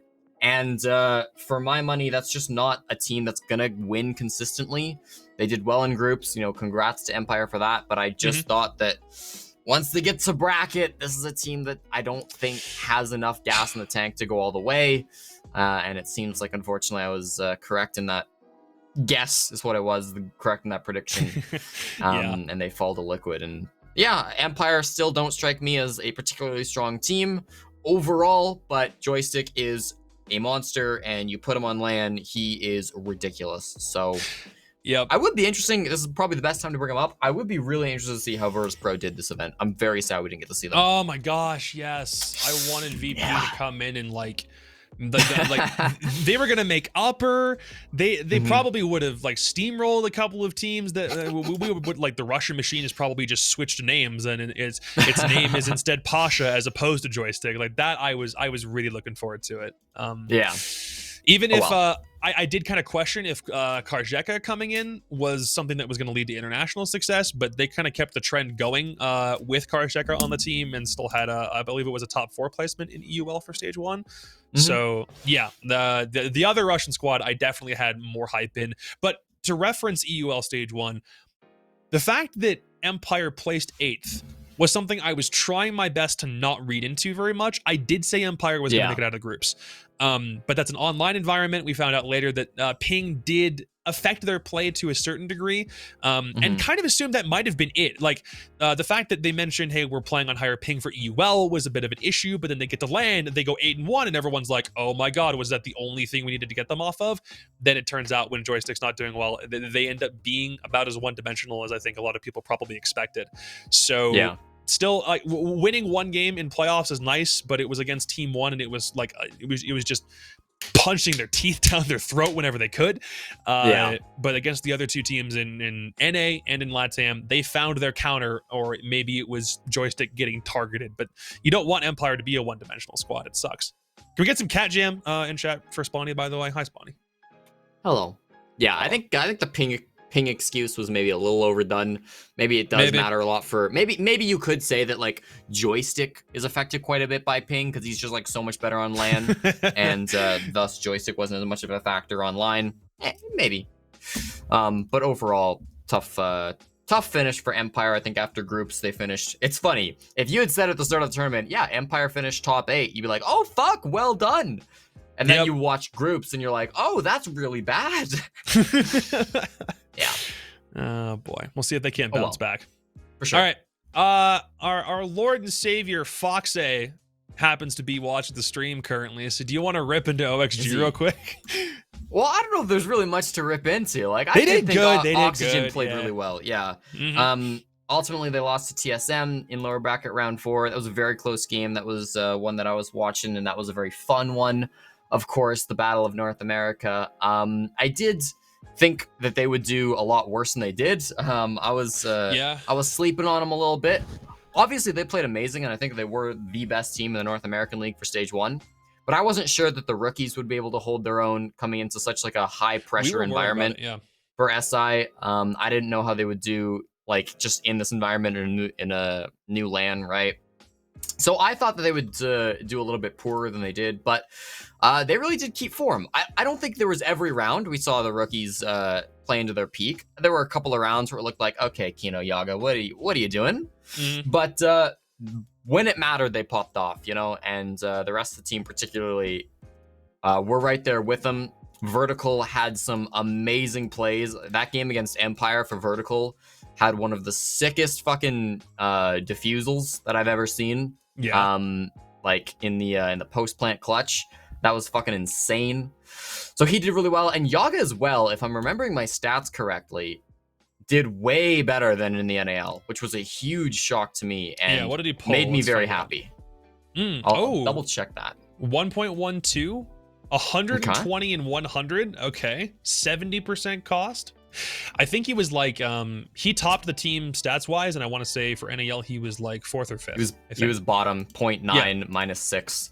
So it's like, you know, stats don't tell the whole story, but I definitely think Yaga did improve quite a bit for SI, which is awesome because I thought it'd be the opposite. So way to prove me wrong. For OXG's overall progression, I was really worried through the first 2 days of groups, like very worried. The only win that they had in those first 2 days was Parabellum, who very clearly had land shakes, as we would find out later, and then they would lose 3 straight. So in order to survive, they would have to win their next 3, or I guess they had to win 2 in order to make lower, but they made upper bracket by winning their next 3, and one of those was I hate to overuse the term, but a barn burner against SSG on Cafe, which is like a super entertaining matchup, but also kind of hurt my heart a bit because I'm like, no, it's 2 of my children fighting. Stop! What are you doing? It was a lot of fun. That was where the mentality like surged back in, man. Like Kino and Yaga are finding their stride. Obviously, Fox and Vertical and Lax. Having that experience is kind of like the rock for both of those two. I felt like, not entirely certain on the team chemistry, but it felt like they found their groove finally, and they carried that day 3 momentum into playoffs, beat Empire. And I'll go out on a limb here. If OXG could have beaten MIBR in round 2 of the upper bracket, there's a strong possibility I think that they could have made grands. I think with how they played in the last couple of days, they were looking strong enough. In my opinion, it's like they did really good in the middle, and then the early and the late game for the tournament, it wasn't as consistent, you know? Maybe. I think mentally they were looking kind of chalked against MIBR, if I'm remembering that game correctly. I don't think I watched it in full, but like I got to watch part of it because of how the other stream was going. But from what I could see, like they kind of were slipping on the mental side of things later in that matchup. So I don't know if that would have been strong enough to get them all the way to grands, but yeah, overall, I think that they can say they had a good tournament. Their group stage did get better. I think overall in their group stage, it looked a lot worse going into day 3 than it was, because they had some pretty easy opponents going into day 3, and they got to play 3 games rather than 2. So like everybody was like concerned. They're like, is Oxygen going to get relegated? Is Oxygen going to get dumped out? And I was like, probably not. Probably not. And there's like a good chance they still make top 4. So I think that was like a little overhyped over how like bad their first 2 days were. But ultimately, it was nice to see them come back. It was nice to see them play well in group or in the bracket. And a very close game against TSM. It was a 2-0, but a close match against TSM to send them home too. That was the case where it was we can only have 1 North American team, so we might as well send our best representative. OXG couldn't do it, but they still walk away with 135 grand. And as far as I'm concerned, heading into the NAL stage 2 for them, if we can do a little bit of preview for that, the fact that it's another LAN for 3 of those guys, and it's the first ever international LAN for the rookies on that team, for Yaga and Kino. that is so much experience and so much to like ground those guys when they go into stage 2 that they're going to come out better for it. And OXG, in terms of remaining in like a top 3 position at the very least in my mind in the NAL, should be consistent maybe through the rest of the year, just because they've got something else that they can like rely in. I feel like their placement, even if they couldn't get to top 4, is such a big confidence boost. Like, sure, maybe an ego boost because it's OXG we're talking about and they've got some personalities, but you know, hey, maybe that's a good thing. I am not ashamed of these guys in the slightest. They did really good. Yeah, I think in NAL I expect them to be top 2. That's where my expectations are. We'll see if they hold true, but that's where I see them. Also, David, get the heck out of Paris. Get back to Vegas. I don't know why you're having so many problems leaving Europe, but good luck, buddy. I hope it doesn't take too long. These are the plights of being Canadian. You and I had that gig earlier this weekend as well, where like you guys all got your shit delivered on time, and mine's just like 3 days late. It's just the life of a Canadian. Yeah. Hey, no, I don't. No, Vibin, not hashtag fuck ESL. Yeah, hashtag free Foxay. Sure, why not? We'll get that trending on Twitter or something. Maybe. I have no idea. Okay, one more team in 5th and 6th. This was where we were trying to whittle down some of the Latin American participants a little bit more in terms of top 4. This is FaZe Clan.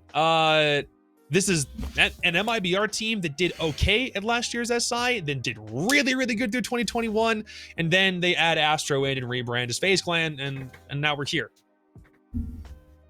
Yes, I just straight don't remember this FaZe Clan versus Liquid game, so I'm looking at my notes, and I'll let you know when I get there. Gotcha. So they came back in through upper bracket. I think they were 4th seed out of Group A, and that was behind BDS, Empire, and Liquid. They had probably more shakes of any of like the LATAM teams I thought were going to be top contenders, and that was just whether it was a playstyle thing or they were still trying to figure out how they wanted to like conduct themselves. They seemed lost in a couple of situations, but they still made upper, and they beat TSM in the first game of the upper, the last game of the upper bracket 2-1.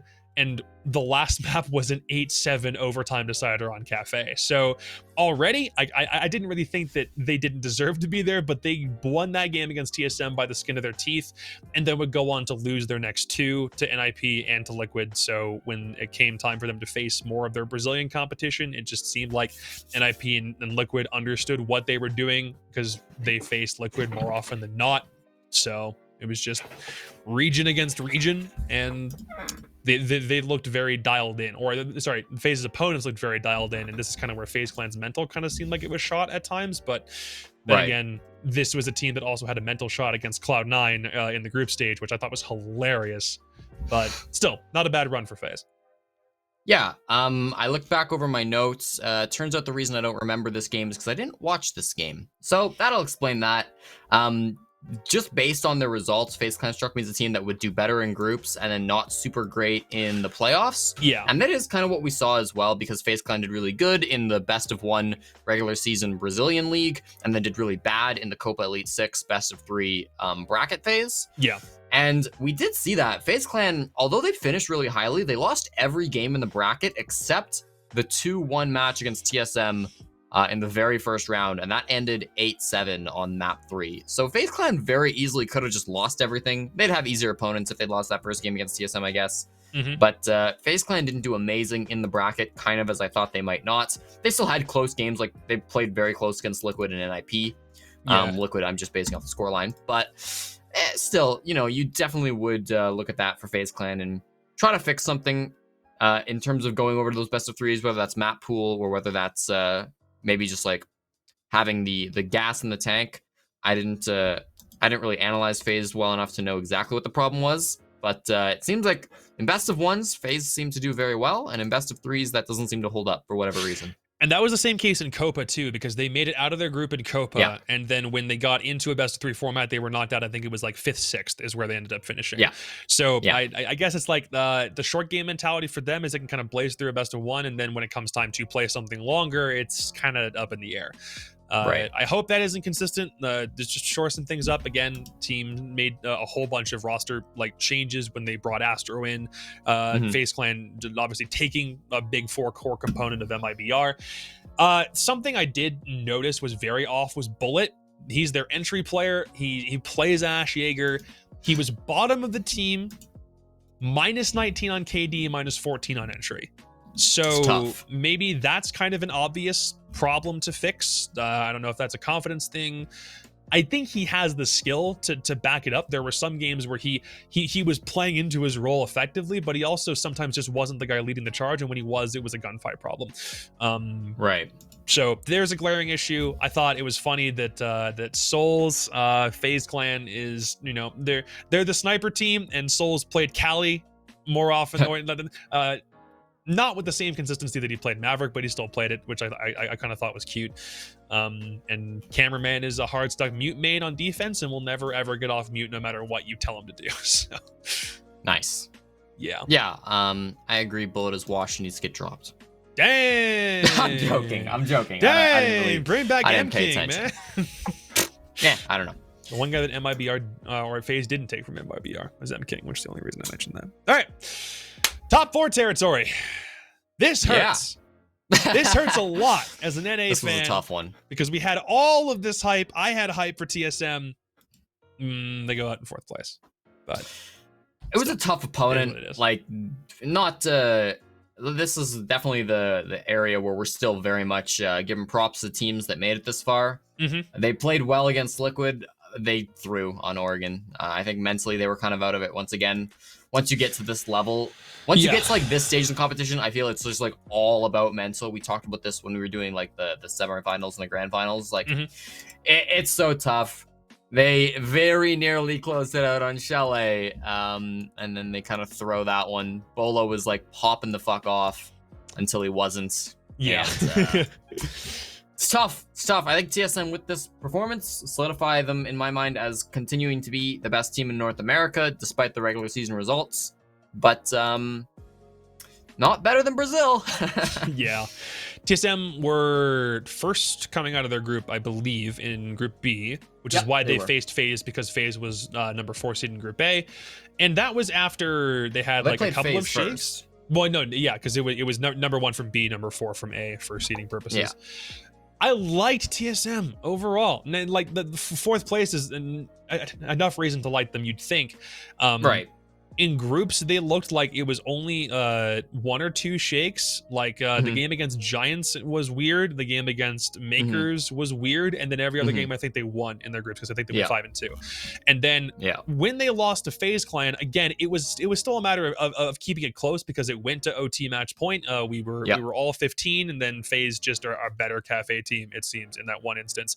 And then they make a lower bracket run. Now, they didn't make it as far as Liquid, obviously, but they were still keeping composure, and it didn't seem like they were shook very hard. They beat BDS, again, the game I estimated would be grand finals, and that it was after a 7-1 Chalet game. So take that for what it is. That's probably just proving TSM as a Chalet team is probably the best. They didn't even have to play Chalet against OXG, and that was 8-7-7-5. So again, NA team keeping pace with an NA team very well, but TSM just pulling some things out of the reserves to make sure that they were the North American team that actually made it into the top 4. And then when they got to that Liquid game, you're right. First 2 maps was 7-5, then an 8-7. Once it was to Oregon, I do agree. It was probably more of a mental thing, if nothing else. But I wasn't very concerned about TSM up until that very final map, even losing to FaZe, even dropping 2 maps to teams that weren't very good in the group stage.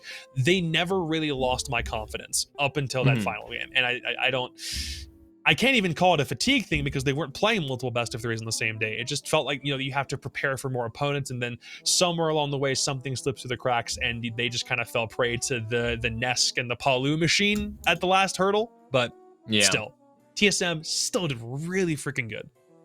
Beating BDS and Oxygen on the same day is pretty impressive, in my opinion. That was kind of nuts. Yeah, that wasn't the same day. You're right. They started the day like beating BDS, and then they like waited a couple of games and beat Oxygen a little bit later on. That was it's like, damn, okay. That was very impressive. Those 2 teams definitely were looking pretty good up until that point. And unfortunate they choked against Liquid. That's really just a sad tale of TSM not making the run for North America, but still looking the best within the region. This was a case where I knew, I had a gut feeling that the way that they played in stage 1 of the NAL was not going to be foreshadowing of how they would do at SI, because they were in, Right. you know, like 5th place, and that's after having won the November major in the US finals, and everyone was like, they came in as a favorite into the NAL and obviously underperformed. I wasn't going to say it was a matter of saving strats, but still, they can perform under pressure when, you know, they only have one life. The lower bracket run that they made, even though it was brief, still proved a lot of things for me, and they made it all the way to top 4. So I'm going to hope that while the 2021 season progresses, we can see some more of those higher placements, and they will maintain a little bit more of a pattern of consistency. Teams in the NAL who were trying to come into SI didn't have phenomenal records in the first place. The only one who did have a high placement in stage 1 and then a high placement at the Invitational was OXG. They went out before TSM did, and that just kind of speaks to the level of preparedness that TSM have. Probably Pojo and Data working overtime on every team to make sure that they were prepped and knew what they were doing heading in. So props where props are due. Team Solo Mid, to me, still kings of NA. Right. All right, you want to start with the final 3? Yeah. I guess we kind of already touched on these games, right? But we can the more games speak. themselves, yeah. We can more speak overall as teams. We'll start, I guess, MIBR, 3rd place.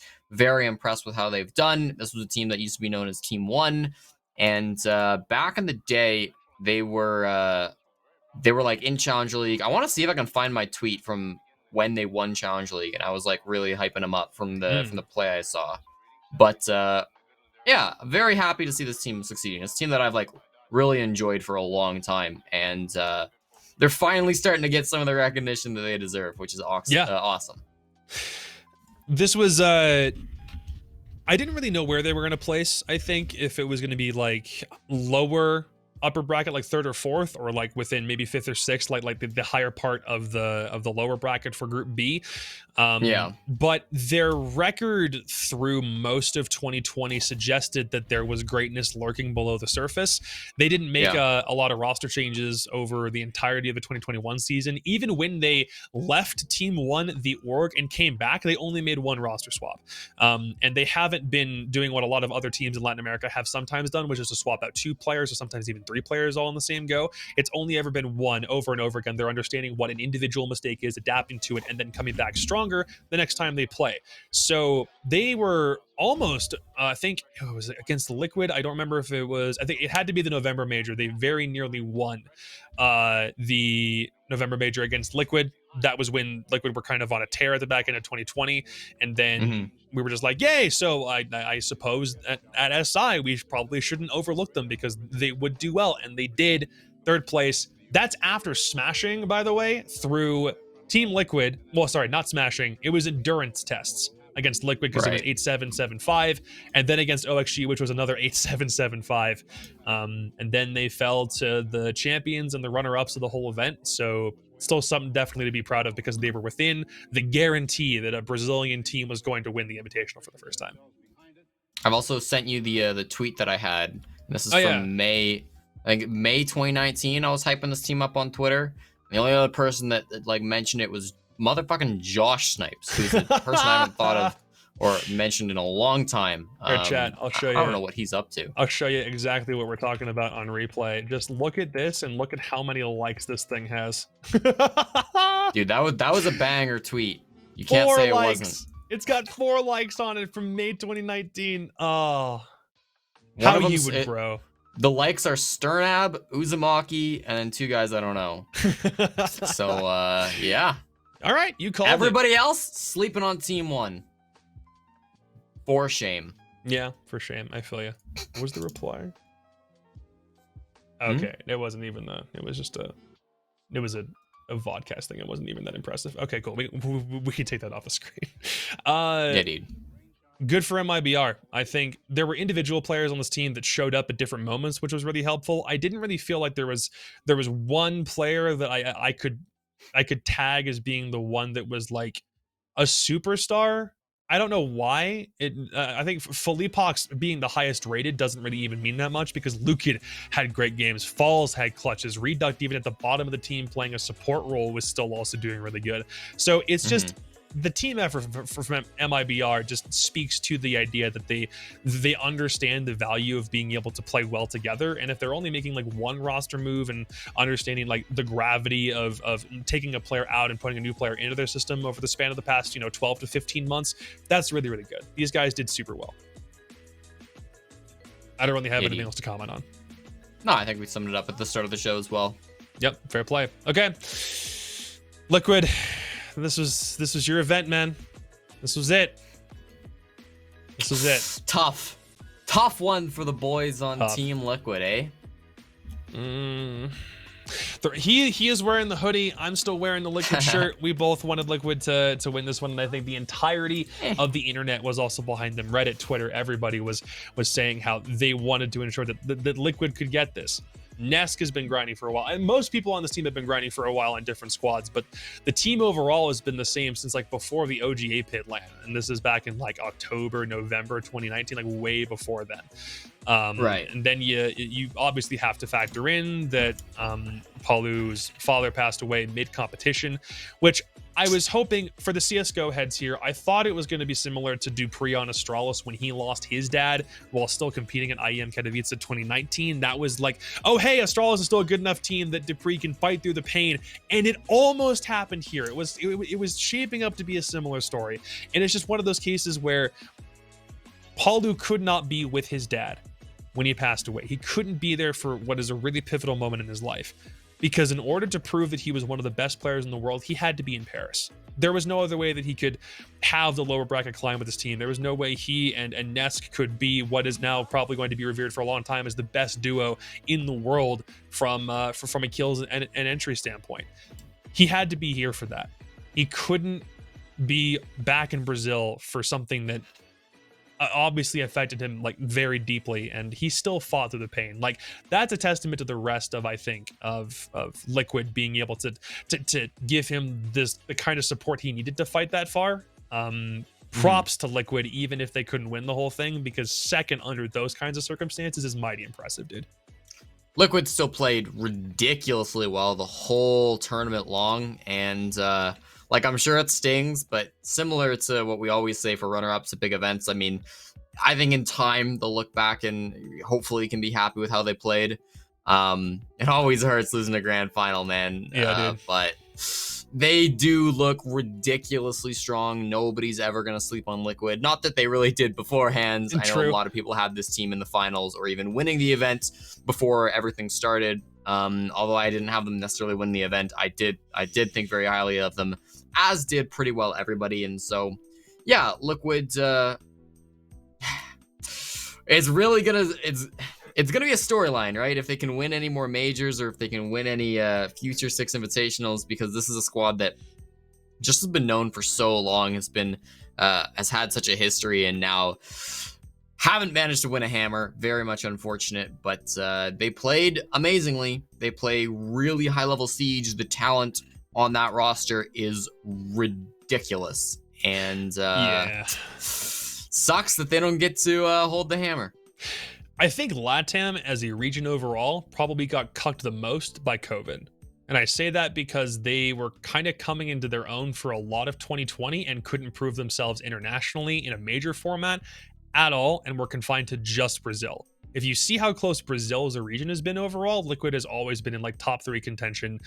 Even though they had a lackluster 2020 performance at SI, everything that they were doing in Brazil seemed like it was on the money or just below one team all the time. They won a major in November over Team 1, and they kept that same kind of consistent placement overall through the months that would follow during COVID, and just couldn't showcase that against other teams internationally. And when they did, in groups, in the playoffs, they made the lower bracket run of the ages because they were knocked out in the first round of the upper bracket, and then had to play 5 games.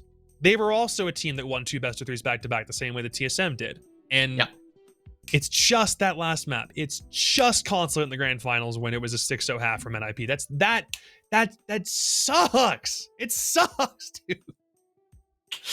It's the way she goes. Liquid just not better today, but still a very good team, a lot to be proud of. And yeah, as you mentioned, that lower bracket run, ridiculous. They definitely played the most amount of games of anybody in the tournament, no doubt.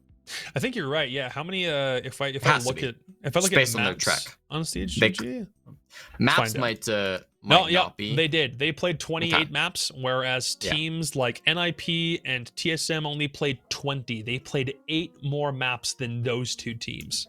Good Yeah, freaking and in terms lord. of series, they could not have had more series. They played the maximum number of series that you could possibly play.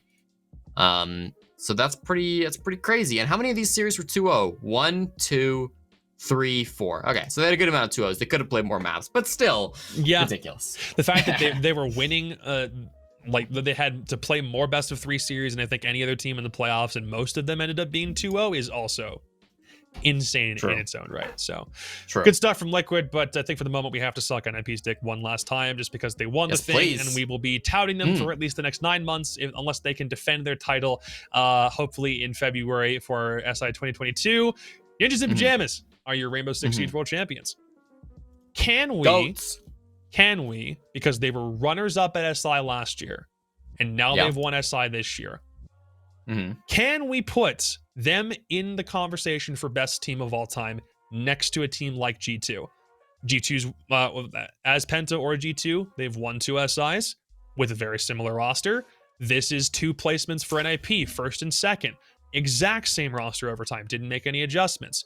Can we say that they are now one of the greatest teams of all time in Rainbow Six, or is the asterisk on this SI simply too great to put them there yet? Have they earned that kind of respect yet? Well, here's the thing, right? G2 won back-to-back 2 SIs. No other team's ever done that. So G2 are still the GOATs. They're number 1. The conversation then goes to who gets second best team of all time, right? Who's the second best greatest team of all time? Is it Evil Geniuses or is it Ninjas in Pajamas? I think that's the conversation that you have to have. Okay. I don't think there's any asterisk on this like invitational that will make it not valid. Like, oh, but fucking Wildcard didn't show up. Yeah, they weren't losing to Wildcard. No, dude. of course they weren't. It's okay. NIP are clearly the best team in the world. NIP have had now a first place and a second place finish. Evil Geniuses as well, a first place and a second place finish. So it's gonna be up for debate. Obviously, Evil Geniuses older, maybe that matters. In either direction, maybe that's more impressive, maybe that's less impressive. Yeah. I don't think that we can definitively say, but you can have your opinions over who's the second best team or second greatest team of all time. I asked the question more because I'm know. curious about like what other people think. In my head, it's difficult to justify it because the number 1 team overall is not in dispute, and that's because of not just an invitational record, but overall a record of consistency from the early dog days when people were still figuring out how to play the game, and G2/Penta paved the way for other people to understand how to play Siege. Period, and that also factors in like Pro League title wins at other LAN events, and what NIP has done is placed in the top 2 for the World Championship twice, which is great, and does put them at a higher pedestal than 99.5% of teams that have ever played Rainbow Six competitively. But I don't know how that stacks up when you do factor in a lot of other legends like that. I do think that if you were to put 2018 Evil Geniuses and 2021 NIP in the same lobby at the same time, I think NIP wins that. Just because skill has advanced to a point where the legends of the past were good, but they have been overtaken by the way that people play the game in the modern era. I just don't know if I'm confident putting them in like second best team overall category off of just 2 SI placements. That's just me. I'm curious about the reaction from other people though. Here's my opinion. I'll give you an answer, Jacob. Now that I've had my time to look over Wikipedia, of the 5 SIs, like Evil Geniuses, and I like for those confused, obviously I'm including Continuum and EG to be the same team. Right. Evil Geniuses have placed top 2 in 2 SIs. NIP placed top 2 in 2 SIs. There's 1 SI where neither of them placed top 2. In that SI, Evil Geniuses got top 8. Ninjas in Pajamas got dead last. So I think for that, I think that goes to the tiebreaker. I think for my money, that becomes what I use as the metric. And so I would say Evil Geniuses are still the second greatest team of all time. However, NIP are very much a close third. in my book. And if you consider NIP to be a better team overall, I think that's a valid opinion. Yeah, I think so. And this is also like in the back of my head factoring into a lot of NIP is made up of the old Black Dragons core from several Pro League seasons past, who For sure. were helping to like lead the charge back when, but even in the days before, there were a whole bunch of massive orgs that were coming into Latin America, like FaceLand, like Liquid, like Black Dragons were still True. Like I'm trying to remember like the exact core, but I know that some of these guys have been together for a substantial enough amount of time to help trailblaze the Latin American play style of things. I think it's probably accurate to say that they're the best Latin American team that has ever played the game. And that's even with Liquid winning more lands. There's no way in my mind that this is not the single greatest Brazilian team that has ever touched Siege. But that's like, we're going to keep on having the conversation about who is the greatest team in this category or this category for as long as Siege it has competition. So this could change. This isn't like definite. This is just what the world rankings or the historical rankings are currently. And right now, they deserve all the praise in the world. To come from second place one year to first place the next year is just the kind of story that even if Liquid wasn't on the table for most heartwarming, hopeful story of the whole event, NIP just seemed like they were not about to lose this one. So you could also, and I'm gonna re-argue against myself. If you go back one more SI, when Evil Geniuses did get second, Black Dragons were still fucking top 4 at that event. They only lost to Penta in the semifinals. So that just kind of raises their stock a little bit in your mind. Yeah, it does. Maybe that puts them above EG, because when you look at EG, when NIP was getting second, Evil Geniuses had disbanded. So fair play. That's a bit of a difference there. Actually, maybe they hadn't. Maybe they just lost in quals. I don't know. I don't remember the timeline. Well, this does put NIP kind of edge. I tweeted it earlier. I wish if I had the ability to cast something like this, I would probably mention this on like the end of round cast. NIP have etched their names into the pillars of history: Continuum, Elevate, Penta, G2, Space Station, Ninjas. There you go. And that's it. We're done. That's God 2 bless. weeks of waking up at odd hours at 3 a.m. to watch games, to put together a post show, to still be involved some way with the Invitational, and to experience what it's like for no one to be in the crowd and see the first time we got people from different regions, teams from different regions together in the same place for the first time in 16 months. That's it. This is what happens when you confine everybody to their homes for over a year and figure out which team is the best. Turns out Latin America loves tearing each other to shreds, and they all stay really consistent, and NIP is just the best of the bunch. So let's the transfer window open, I guess. Yeah, I mean, really, the rest of the world has suffered more than Brazil the last 12 years or 12 months because we didn't get a chance to learn from the superior Latin American playstyle. True. And with the meta shifts, it kind of seemed like it was going to be NIP's tournament to lose. They had 6 chances. 3 of them made top 3. Like, anyone who made an early prediction saying that LATAM was the best region, that's the one thing I got right. I just didn't think NIP was going to be the team that could go all the way. I was hedging my bets on Liquid or FaZe. Yeah. That's it. Imagine thinking NIP wouldn't be a top team because they can't attack. Listen, we all make mistakes. We all make mistakes. It's okay.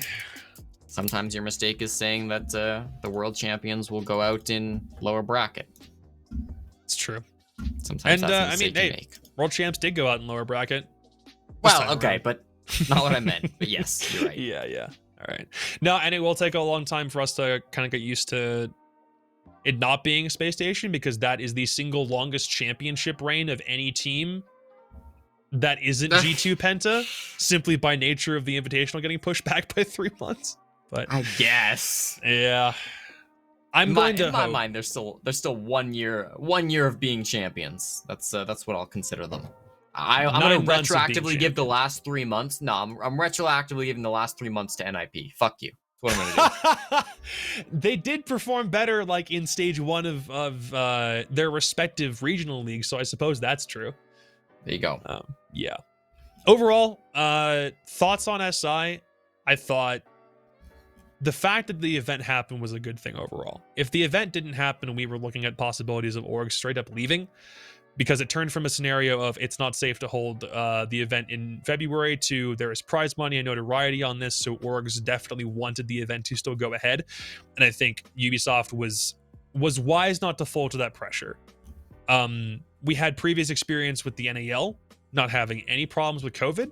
I think most players overall could say that how they were treated at SI, with the exception of the bread and the breakfast, was probably like up to standard, or like probably better than maybe they were anticipating for the first event held in 15 months. So this is a massive success for UB, I think.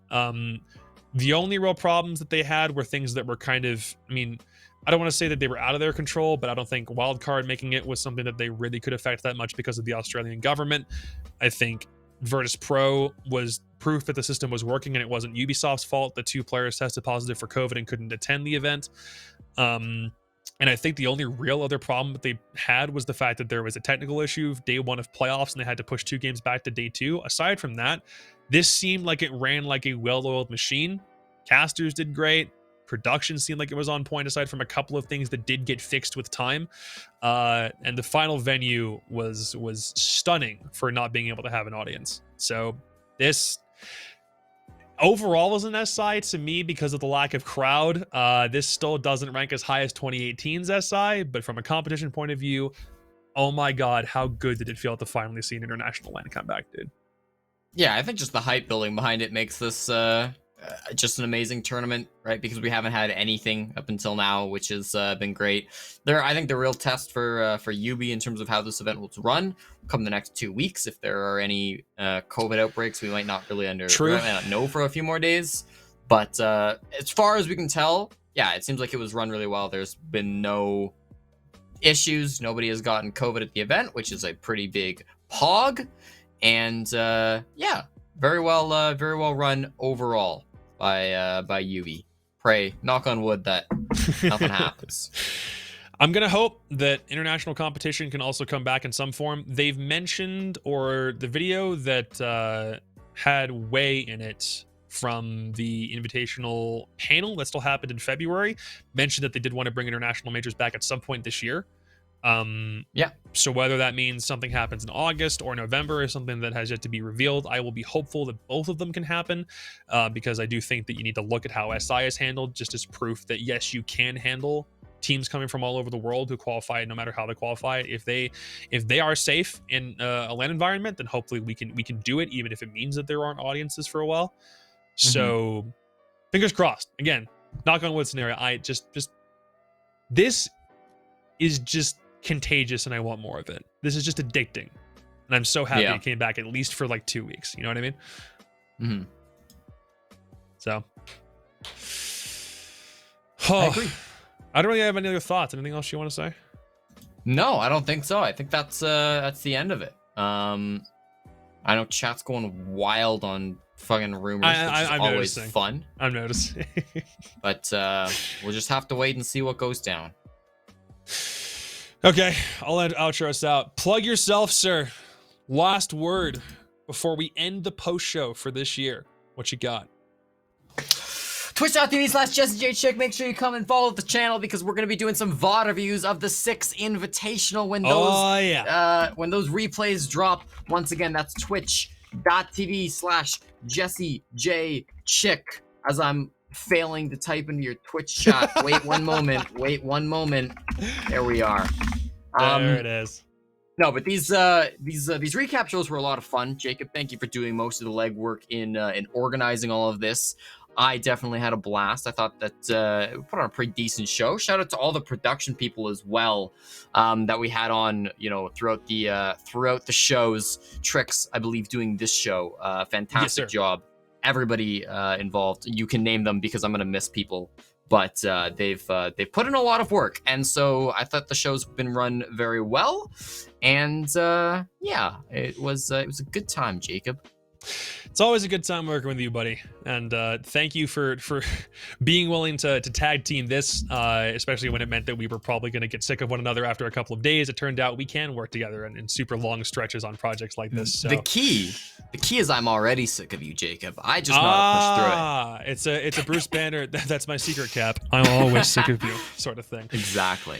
Okay, let's close things up. Thank you very much for watching the Invitational Post Show. Jesse and I needed some way to get some content going for the two of us as a pair. So thank you for making the shows entertaining and engaging, and for giving us better numbers and analytics than I thought we were going to. Shout out to everybody who was working on this production behind the scenes. Candor for putting the graphics package together. Ferme for helping to translate that graphics package into something that could be used for live production, and for volunteering his time to ensure that that could work. We had a couple of other producers work on this. DJ Dextros came in for a day, Trix came in for a day, Jabrock came in for a day, and we also had Grissom on deck. He didn't run any of the shows, but I do have to thank him for doing the work on the back end to prepare in case we had more shows to run. Thank you very much again for watching. We had two guests. We had Demo come on, Fly from France, and we had Guz come on all the way from deep in Straya. And one thing I do want to request for anybody who's watching it on YouTube or Twitch, if you've got feedback for this, something that you liked, something you disliked about this format in particular, I don't really mind doing this again. Jesse, if you want to do this at some point down the road, if we're not working an event, if we still want to do something, I loved the format. I thought this went so far better than expected. We probably could do this again. But the question is, what can we improve on, and what's something that you liked that you want to see come back for next time? There's no guarantee of it, but I do just kind of want to pull people to kind of see what an overall response is, and maybe, just maybe, a major post show is on the cards. But again, I want to kind of see what the reaction is from everybody. Thank you very much. Yeah. This is a lot of fun, and now it's about time for us to go into a lot of sleep, get our schedules back in order, and then we'll have other content prepared on our own stuff at some point down the road. For Jesse and myself, thank you very much, and we will see you on the NAL for Stage 2. Have a good one.